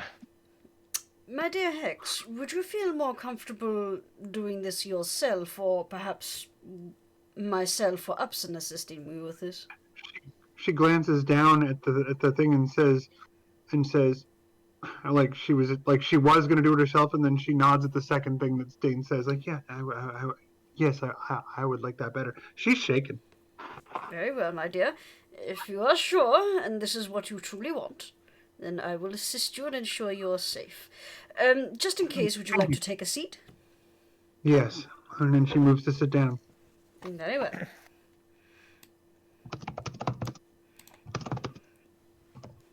All right. Oh, well, all right then.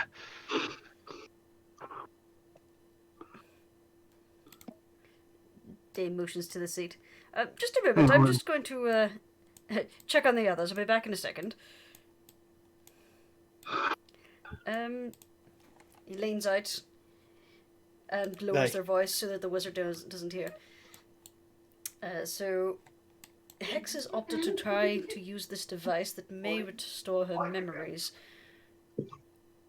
I would I was going to say, you three to be in the room, just in case the wizard gets excitable again. Of course. This is wholeheartedly her decision, right? Mm, apparently I used to beat him up all the time, so no worries for me. yes. Just to keep her safe, I believe it will be a comforting for her. Yeah. Despite the fact I want to leave here as soon as possible, I can't leave her in there alone. Yes, my dear. Trust me, I do share your sentiment, and I appreciate your aiding me in protecting her. We'll go in. Syldra goes, yeah, I was going to tell you guys, he's presented her with a cube. Descended from a cube? Presented her with a cube. What? And what's Okay. the geometric shape supposed to do? He that's this metal cube down on the table. Okay, that and fits there. Alright, just show me what you want me to do there, my friend. Dane will reach for the This object. end, there should be a hole or a port, I believe the text said, on the back of her neck, the base of her skull. Alright. This end fits in there. Hex nods and lifts her hair. Sorry, go ahead. That's just basically Dane was going to say, would you like to lift your hair, or do I have your permission to do that, my dear? She starts to do it and then like nods like, here, I'm starting. Go ahead, and Dane. Very well. Just part I the know what he's hair talking about. You'll see it. and spot the port. You spot it. It essentially looks like an HDMI port. Mm-hmm. Yep. Well, I figure it's got one of those little like skin-colored, like it's the plastic top that you like lift on a hinge and then turn around the other way. Yeah, we'll go with that. Kind of like a ghost Just in the the shell. push to pop out ones. Yeah, exactly. This is very unusual, but here we go. Tick. As soon as the cable gets pushed in, you hear the device start up,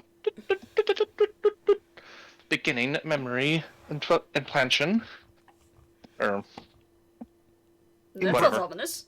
memory input, Beginning memory input. and then you Memory watch transfer. as Hex goes stiff and her eyes flash. You just see this bar start to fill across her eyes. As the cube is just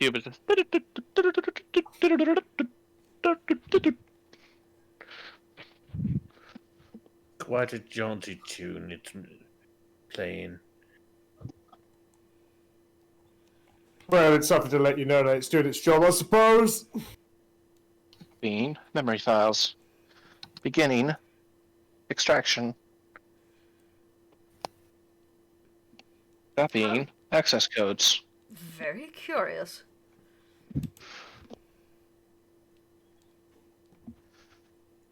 Copying. Airship controls. I'm sorry, what? An airship? Is that a thing?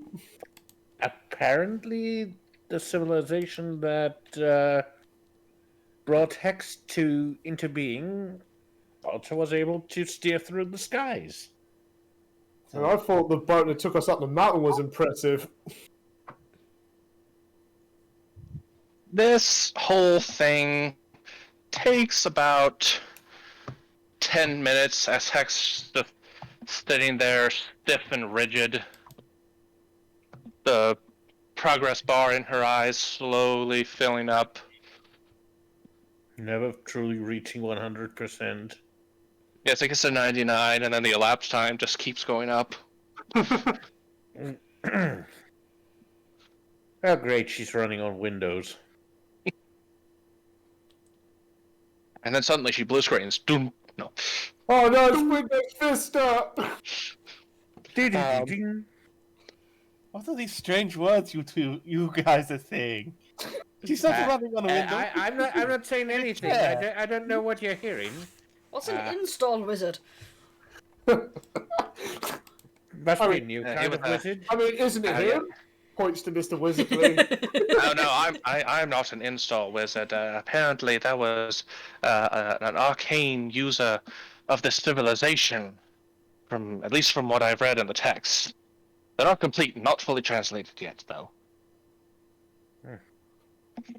And after a while, you hear the cube power down as Hex starts back up. The cube is now safe to shut down. And Hex, you now remember what you were and your true purpose. You were, in fact, an infiltrator unit for this civilization. But as research, you were designed to incorporate yourself into the race of whatever armor or, coating that they put on you, being human in this case. And you were designed to study them and slowly integrate into their world to learn more about them in a peaceful way. Your mind is now filled with memories of old friends, fun times had, festivals and parties, times of harvesting crops and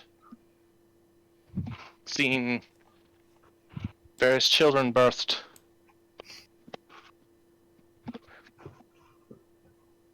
As well as now, excuse me.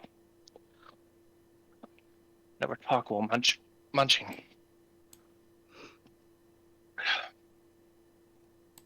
As well as all the emotions you once had. You're now able to express yourself in any way you used to be able to.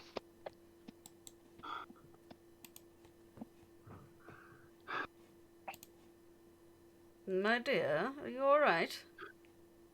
Yes. Yes, I'm all right. Is that a tear? It is not. She doesn't cry. I mean, it's almost like you're breathing now, like proper. I feel like it. It's a subroutine. And she proceeds to relate to them all. So it's like, do I have to repeat it? I don't, it'll, No. No. every time. Yeah. So she relates to them and doesn't leave any of that out. I'm an infiltrator. And you, Mr. Wizardly, are the worst human being. But thank you. I needed this. And then she gets up and leaves and says, I want nothing more to do with this man.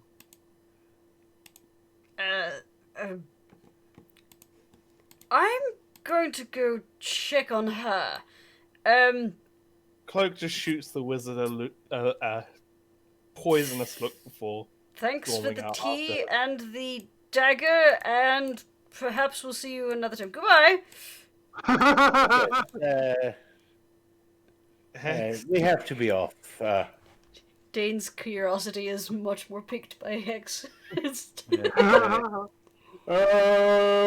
don't poke around anyone without their agreement, without their prior consent, sir. If you do, I'll come back and find you, and you won't like it. Yeah, I think you've had a very interesting day, sir. I know you're not a bad sort, but yeah, it's generally not a good idea to cut people's wrists open when you first meet them. It's a wee bit impolite. But thanks for helping her out anyway. Later. My dear Hex, do you feel any different?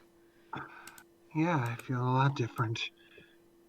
It didn't change me. It helped me get back a lot of subroutines that I had lost.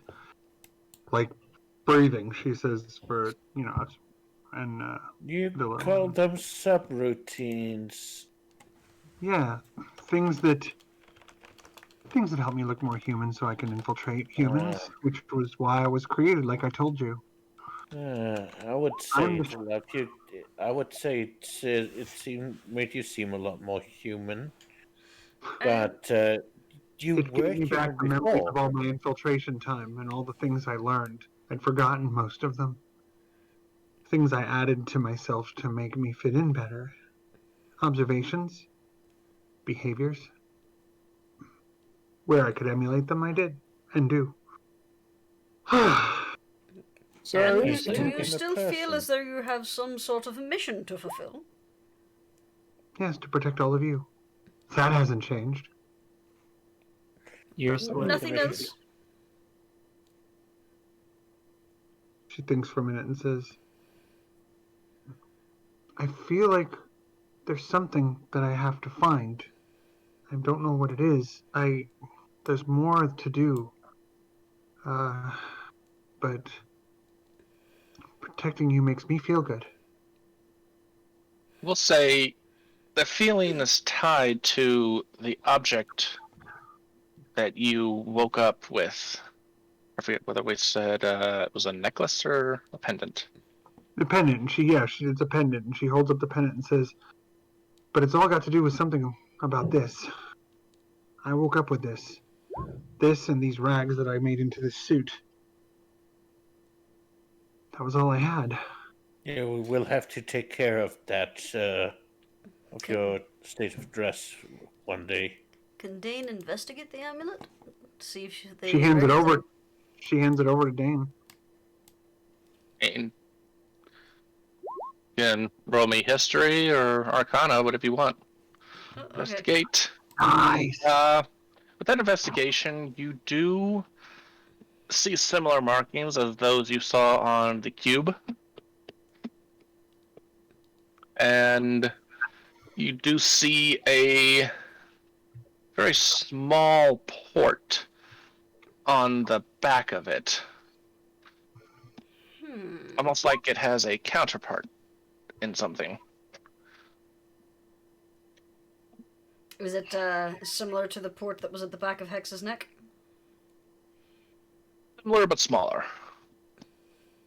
It's a USB-C micro port, I was comparatively. about to say that. Perhaps we'll keep an eye out to see if there's any other technologies of this level. Thank you, Dane, Hex. for helping me. Of course, my dear. You are my friend, and you are also supremely fascinating. And You're my friend too. You all are. Now then, in regards to that, if you feel any different or if anything catches your eye, just let me know. I feel strange. I'll let you know. I promise. Thank you, my dear. I want to keep you safe as well. But we should probably catch up with Cloak and Vilo. Yes. They seem to have marched on. Yes. Yes. Oh, Their closeness means they have to protect each other. I said before you leave, Mr. Wizardly pokes his head out of the door. Oh, I forgot to tell you. One thing. I mentioned the airship. She can now fly it. Meet up with my associate on the island the water temple is on. I hope they are a little bit more polite than you are when encountering unusual individuals. Can we just go, please? Very well. Of Again, thank you for your assistance, Mr. Wizardly. And then under the breath, weirdo. As they're walking away, Hex is like literally like right up with Dane, being like, "I mean, can you believe him?" And then like just ranting in a way you haven't heard before, just like venting, like, "Oh my god!" Hex, do you have a minute? It's over. I just want to process everything myself. Uspon, I appreciate you trying to help me, but let's just move on, okay? I don't want to keep going around in this circle, please. Please, everyone, give Hex some space. Yes, thank you. I just wanted to apologize for my behavior. It's all right. Just let's move on. I don't want to think about All right. this anymore. I just want to focus on what we're doing next. I just want to get the day to a new place. I just want to be in a new place in a new situation, please. How about this, my dear? Dane will conjure the image of the kitten again. Oh. Yes, you see, this is quality input. Thank you. I appreciate this. Very well. Let us go. I think it should be named Scamper. I like that. Alright. Thank you, Dane. Thank you. Took you about 6 hours to get there, and I say about another hour or two to get there, about 30 minutes. So you could potentially make it back to the mine before nightfall. You can move straight ahead. So you want to head straight to the mine, or do you want to camp a little bit outside? I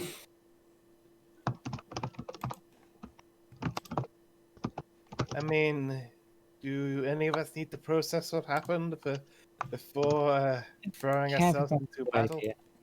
Well, by the time we get to the mine, it'll be like night, and we'll be walking for a long time, so we need to rest anyway. Cloak, I'm all right. And Vilo and Cloak, let me just tell you this, you two, the way you're together on the road when we're traveling, that's helping me feel a lot better knowing that people like you are doing what they do in the world. So thank you. Aww. I have to apologize back there for putting my own emotions ahead of yours, and storming out, leaving you there with that creep. When people do things like that, there's no right way to react. There's sometimes people run away, sometimes they freeze, sometimes they fight back violently. I froze. You went away. There's no wrong answer. Everybody has to process things like that in their own way. And I should have slugged him. there's no reason to do should have. It's mathematically. At least I would have been standing up for you. You stood up for me plenty. It's mathematically irrelevant to do a should have. Let's just focus on making sure that if he ever tries anything like that again, we'll take care of it. I wasn't kidding when I told him I've done that before. Cloak, you gotta remember, You made your displeasure known. Everyone did. He knew he was out of line. Yes, I carved my displeasure all over his porch. And now he'll never forget it. That's what you think. Shush, dear. Trying to make Cloak feel better. Good work, Cloak. I would have probably done a lot worse. Nothing creates greater self-reflection than someone vandalizing your property. Oh yeah, seriously, like, if it wasn't obvious he'd learned his lesson, I would have threatened him with gratuitous amounts of physical violence. Honestly, I Apparently I can fly an airship now. he vandalized my Yes. friend, so... And this, you Also, see, yeah. my dear Hex, is what it is like to be in a good friendship. That makes me happy to know you all. I feel safe protecting all of you.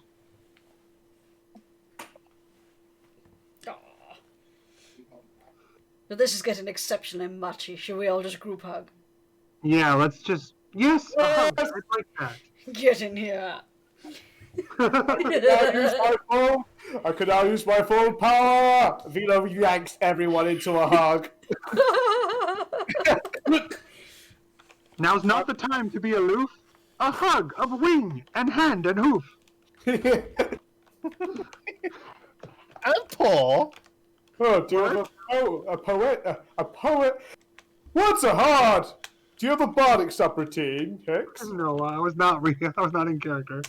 Shame. And I was counting the pauses hands. These have pads. Beans, even. I was gonna say beans. Dave's very plush. I likes it when Cloak deeds into me pecs. It's called kneading. Yeah. It's the best. Really gets all the knots out. It makes you like clicking one of those Roll20 character sheet things that's an action and it's make biscuits. Hey, right, Dane. Did you mean that to send that to me or to Devillo? I did send it to Vilo, but you may have put it to a setting that lets you spy on our whispers.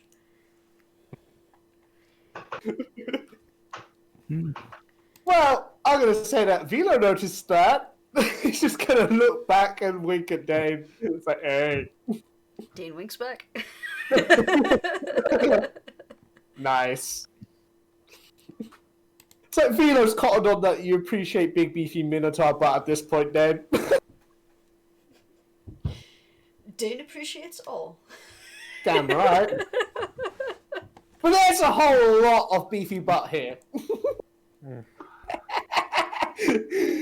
Oh, we're terrible. We are terrible.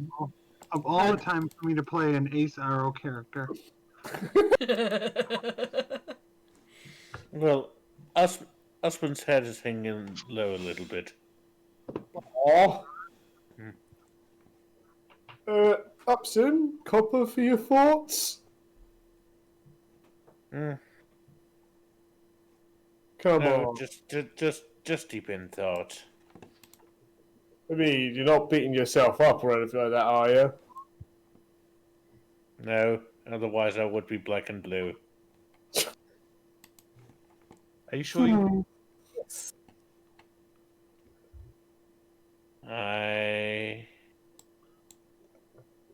Apologies, I couldn't resist. It's okay. I have overstepped boundaries. I've explained to a wizard that people like us are just machines as well, just very, very complex ones, made of flesh and bone, instead of steel and copper and brass. And still I feel like I let Hex down a bit. Even if she says I didn't, I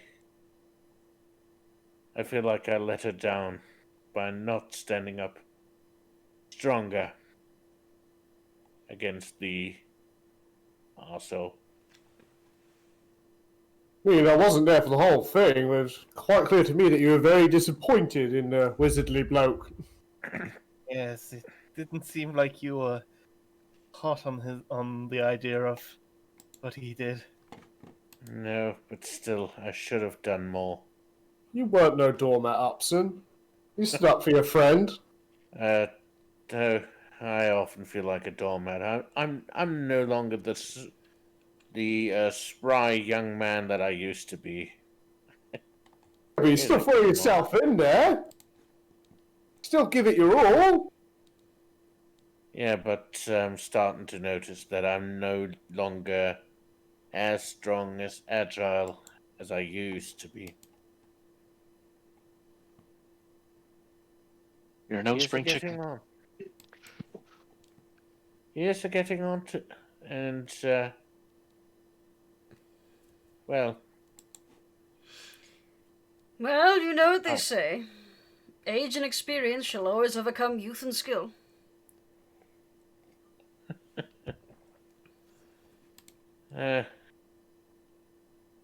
Well, I mean, yes, I have a lot of, I know a lot of things, but a lot of things I know that I don't know. If that makes any sense. I know that I lack a lot of knowledge. I mean, nobody can know everything, or else life would be very boring. Yeah. Then again, my life has been pretty boring sometimes. Why do you think I travel at all? I was rather bored back home and decided to go out and learn things. As was I, Cerna said. I felt it was time to see the world and experience it for myself. Before I met you guys, I thought the only thing that mattered was stealing loot. Well, to be fair, loot is rather fun. Yes, but stealing it with friends kind of feels a lot sweeter that way. Aww. Just don't incriminate me. Yeah. Just pat Cloak. Yeah, I'm sorry for bringing down the mood. I don't want to sadden all of you. You do realize that you're on your way to another group hug, right?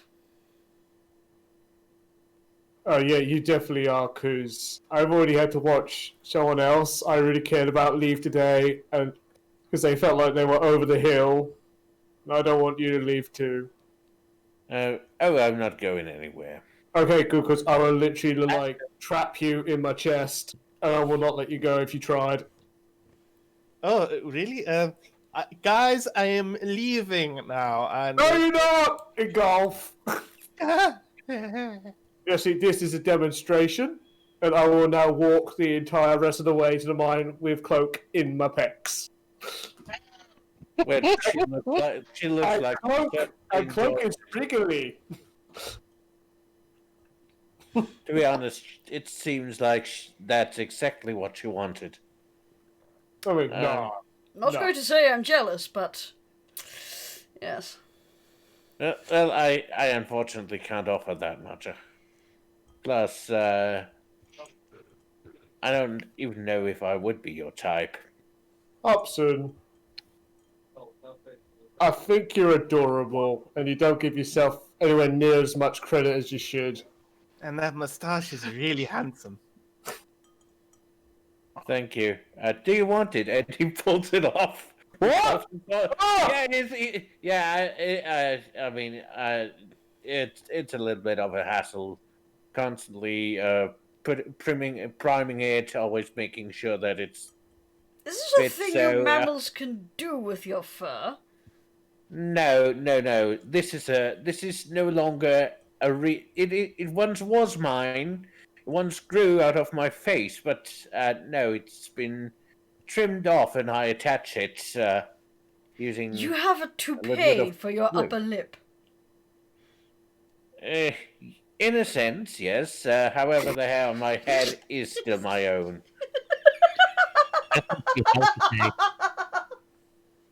Requires 10 minutes.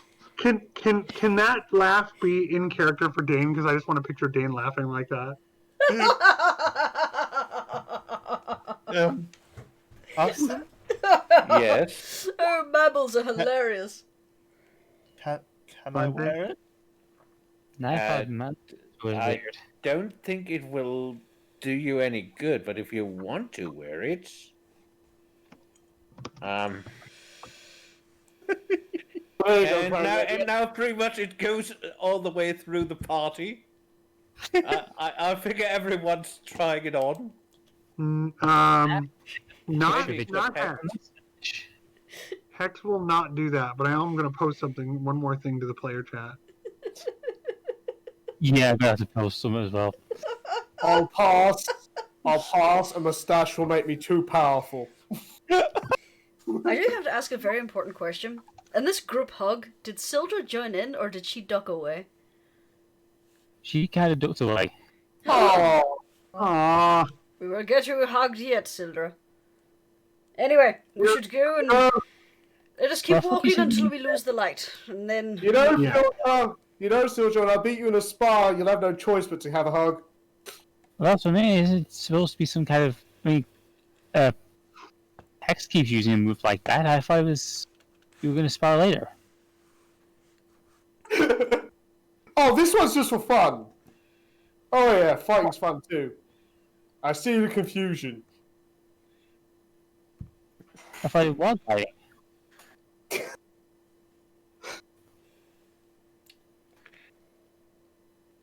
There, I got it to work in the player chat. You were saying my master taught me some very strange techniques, but that was not one of them. And he had a mustache. Well, his was kind of scaly.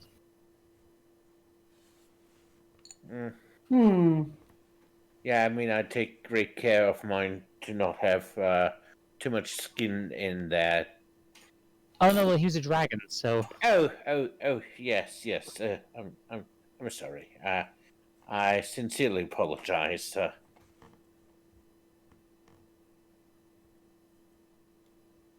Yeah, said it was something called a Shen Lung. Sounds like a terrible condition to have. seems to be a legendary battle. Yes, I've heard you must defeat Shenlong to stand a chance. Look at the cat. What are we? Street fighters? Are we street fighters? Yes.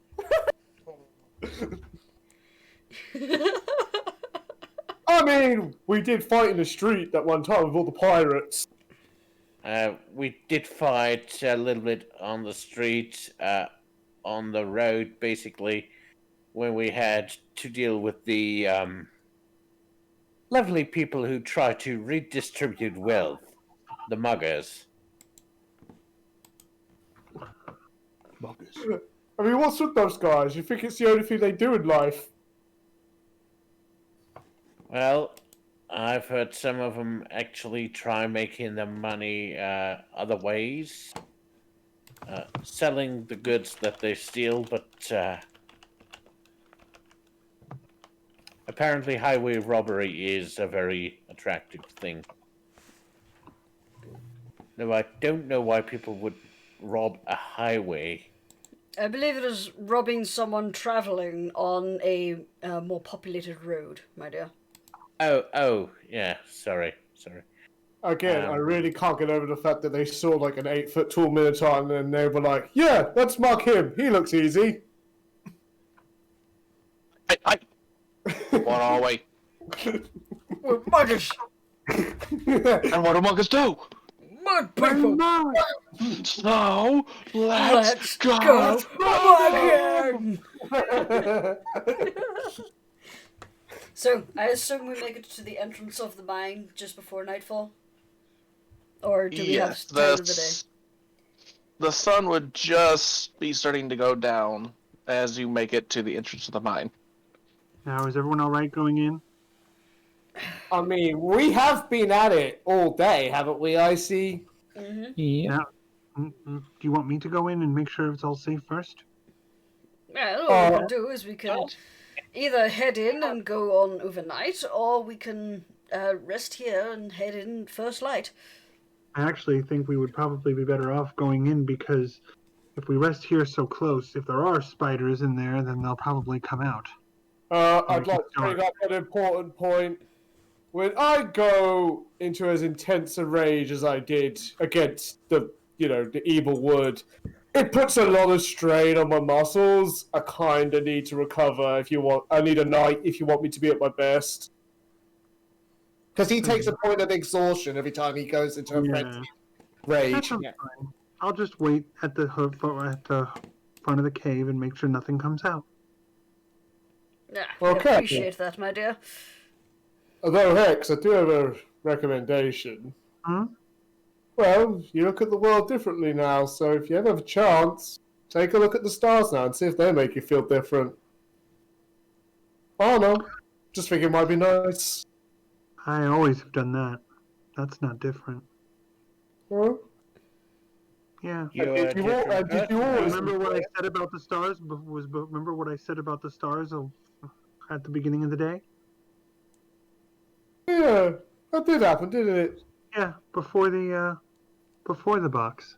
Thank you, though, Vilo. I appreciate it. Well, yeah. Contact with the memory module gave me mostly a reminder of things I'd done. It didn't really change who I am, but it did help me reactivate things that had been running in the background of my mind. Hey, good. You know what? I'm happy about that because it's who you are now that's most important. Thanks. And honestly, it's pretty good to see that you're more assertive now. Oh yeah, you told him off. Thank you. He needed to know, not just for me, but for others. He needs to think about that. Yes, I'm a machine, but I reserve a special kind of judgment for men who believe they're entitled to people's bodies. Agreed. So I need to request something. What's that, Close? Don't refer to yourself as a machine as though it's lesser. I do have to agree. Yeah, use a person and our friend first. Yes, I am a person. I'm not uncertain about that anymore. When you say you may be a machine, it kind of highlights the fact you're a machine, so you're lesser. It's not true. Yeah, that's like when people just say that I'm a cow. I'm not just a cow. Hex laughs at that very quietly, but then says, I remind myself of that because you heard what he said about the others. I don't want to be like them. So I try to remember those things and be humble. And there you go, my dear. Just you purely expressing the feeling that you do not wish to be that makes you better. Thank you. And you have just a to be sense clear, of... she's comparing herself to other constructs. Yeah, other Warforged. You know, there are terrible people amongst all of our races. Do you see us comparing ourselves to them? Well, technically speaking, I think I'm the only one, so... I mean, I used to think I was That's more. I'm not so much comparing myself to them as wanting to avoid whatever led them to become what they were. Yes, but that you end up comparing yourself in a sense with them. It's all right, everyone. I'm fine. Thank you, though. I appreciate what you're doing, but you don't have to worry. I have a new perspective, and I'm going to use it. Yeah, you has to forgive us for labouring on the point. It's just, you're our friend, and we cares about you more than anything. You're my friend, too. And the best thing you can do, the best thing all of you can do, is get some rest so that we can be bright and ready. Oh, well, you heard the lady, everyone. Yes, with Nancy sounds- gone, I have to. With Nancy gone, I have to be the grandma now. Oh shit, Well- you are! You're older than us. Technically, yes, yeah. you would be the oldest by quite a substantial margin. Yes. Can she scan her memory and say how old and figure out how old she is from the details in the memory module? Icey, Yes. how old does she say she is when she says it right back to them? She says, "I'm."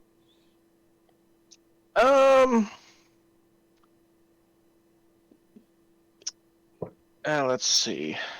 I'm this many. Yeah. Holds up an This mini holds up 4 fingers. Hmm.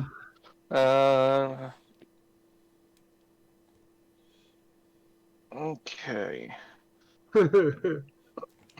We asked her a simple question, now her eyes are swirling, and I think it says calculating in her eyes. I'm sorry, did you say calculating? Yeah, I was going to say that same jokes, Derkork. I was going to say calculating. A lemu. Hex is 3,236 years old. Oh shit. 3,236, she says. Yes! Definitely the oldest by a little bit. That's a lot of numbers. Most of it was spent sleeping. Be 17! Well then. Now get to bed, all of you. Yes, Oh, my you dear. poor innocent child. No, by Minotaur standards, I'm an adult, thank you very much. And by my standards, you're a child husband. Get to bed. I am Sorry. 62. I get to decide myself. I feel like I'm becoming a bad influence on you, my dear Hex. Now then. Thank you. She is right, though. We should sleep. Vilo, my dear barbarian fellow, is that Yeah? offer still open? Oh, yeah, definitely. Is. Do you mind sharing Cloak? Of course I don't mind. Ha! Well, To the head, then. we'll have cuddles all night long. Well then, she turns to Vilo. Shall we hit the hay? Oh, most definitely. Hit it hard. Do we want to before you head off to your menage a trois? Do we set up a watch system just so that someone can keep an eye when Hex can't look in that direction at the time? I'll do first watch. Thanks, Syldra. You're awesome, Syldra. As usual, And now I that shall I've take the gotten some of watch my done. subroutines, sorry. And now that I've Now that gotten much, sorry, go ahead, Sephi. now that much I know for certain. And now that I've gotten my so many of my subroutines back, I intend to get a rematch on you, Syldra. Oh, you bet. Okay, I'll take second watch if you don't mind. I'll Anyone take wanting to join? I'll take the last one. Try and get us some breakfast again. And Hex walks over and stands at the front of the cave and goes into dark vision mode and just stares into the mouth of the cave. Nothing's getting by her. She's like 100% focused on that. She is a sentry droid. You can practically hear the Cylon red eye going back and forth.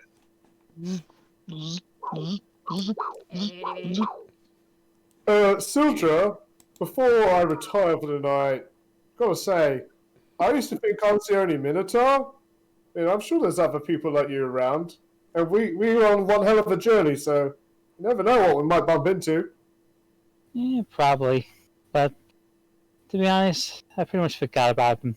So Well, you got us, and we got you. And maybe that's all we need, yeah? yeah, pretty much. Still gonna beat the shit out of you one day, by the way.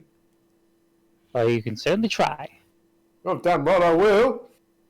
I've seen her in action, and she's really hard to hit. I mean, yeah, I've seen her too. That's why I'm excited about it. All right, good night, everyone. Good night. Yep, that seems like a good place to call it for the night. Yeah, Vilo and his like very lovely companions. You gonna have fun. Yes, he does. Nobody's getting sleep tonight. Not with all the squawking and bellowing and yelling. Oh, but everyone's gonna feel so satisfied in the morning. Well, that's what I'm not taking. I was about to say. Only con saves.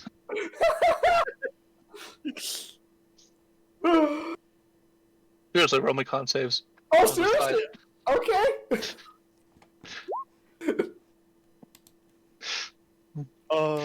Whoever's having fun with Vilo, roll me con saves. Oh, okay. There are the saves. Saves. There you are. Okay. We'll find out next week then. I'm just Oh. glad that I get to pull Vilo from the lady's arms. I'm making him miserable, to be honest. I don't know why, but a part of me is kind of not happy about that. Oh.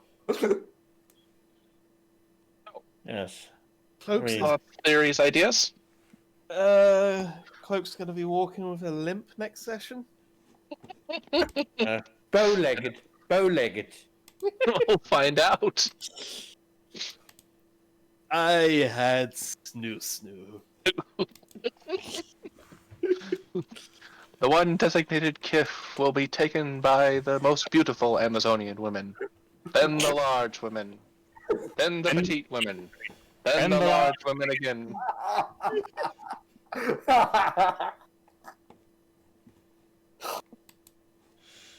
Anyone else? Oh dear. I think that's it. I may as well just say our goodbyes before we start going into more memes. Yeah. So, that's a good night from me, a good night from Kubur, Good night, everybody. a good night from Sephi, Good night. a good night from Frux, No one better touch Hex. Or Nah. a good night from D,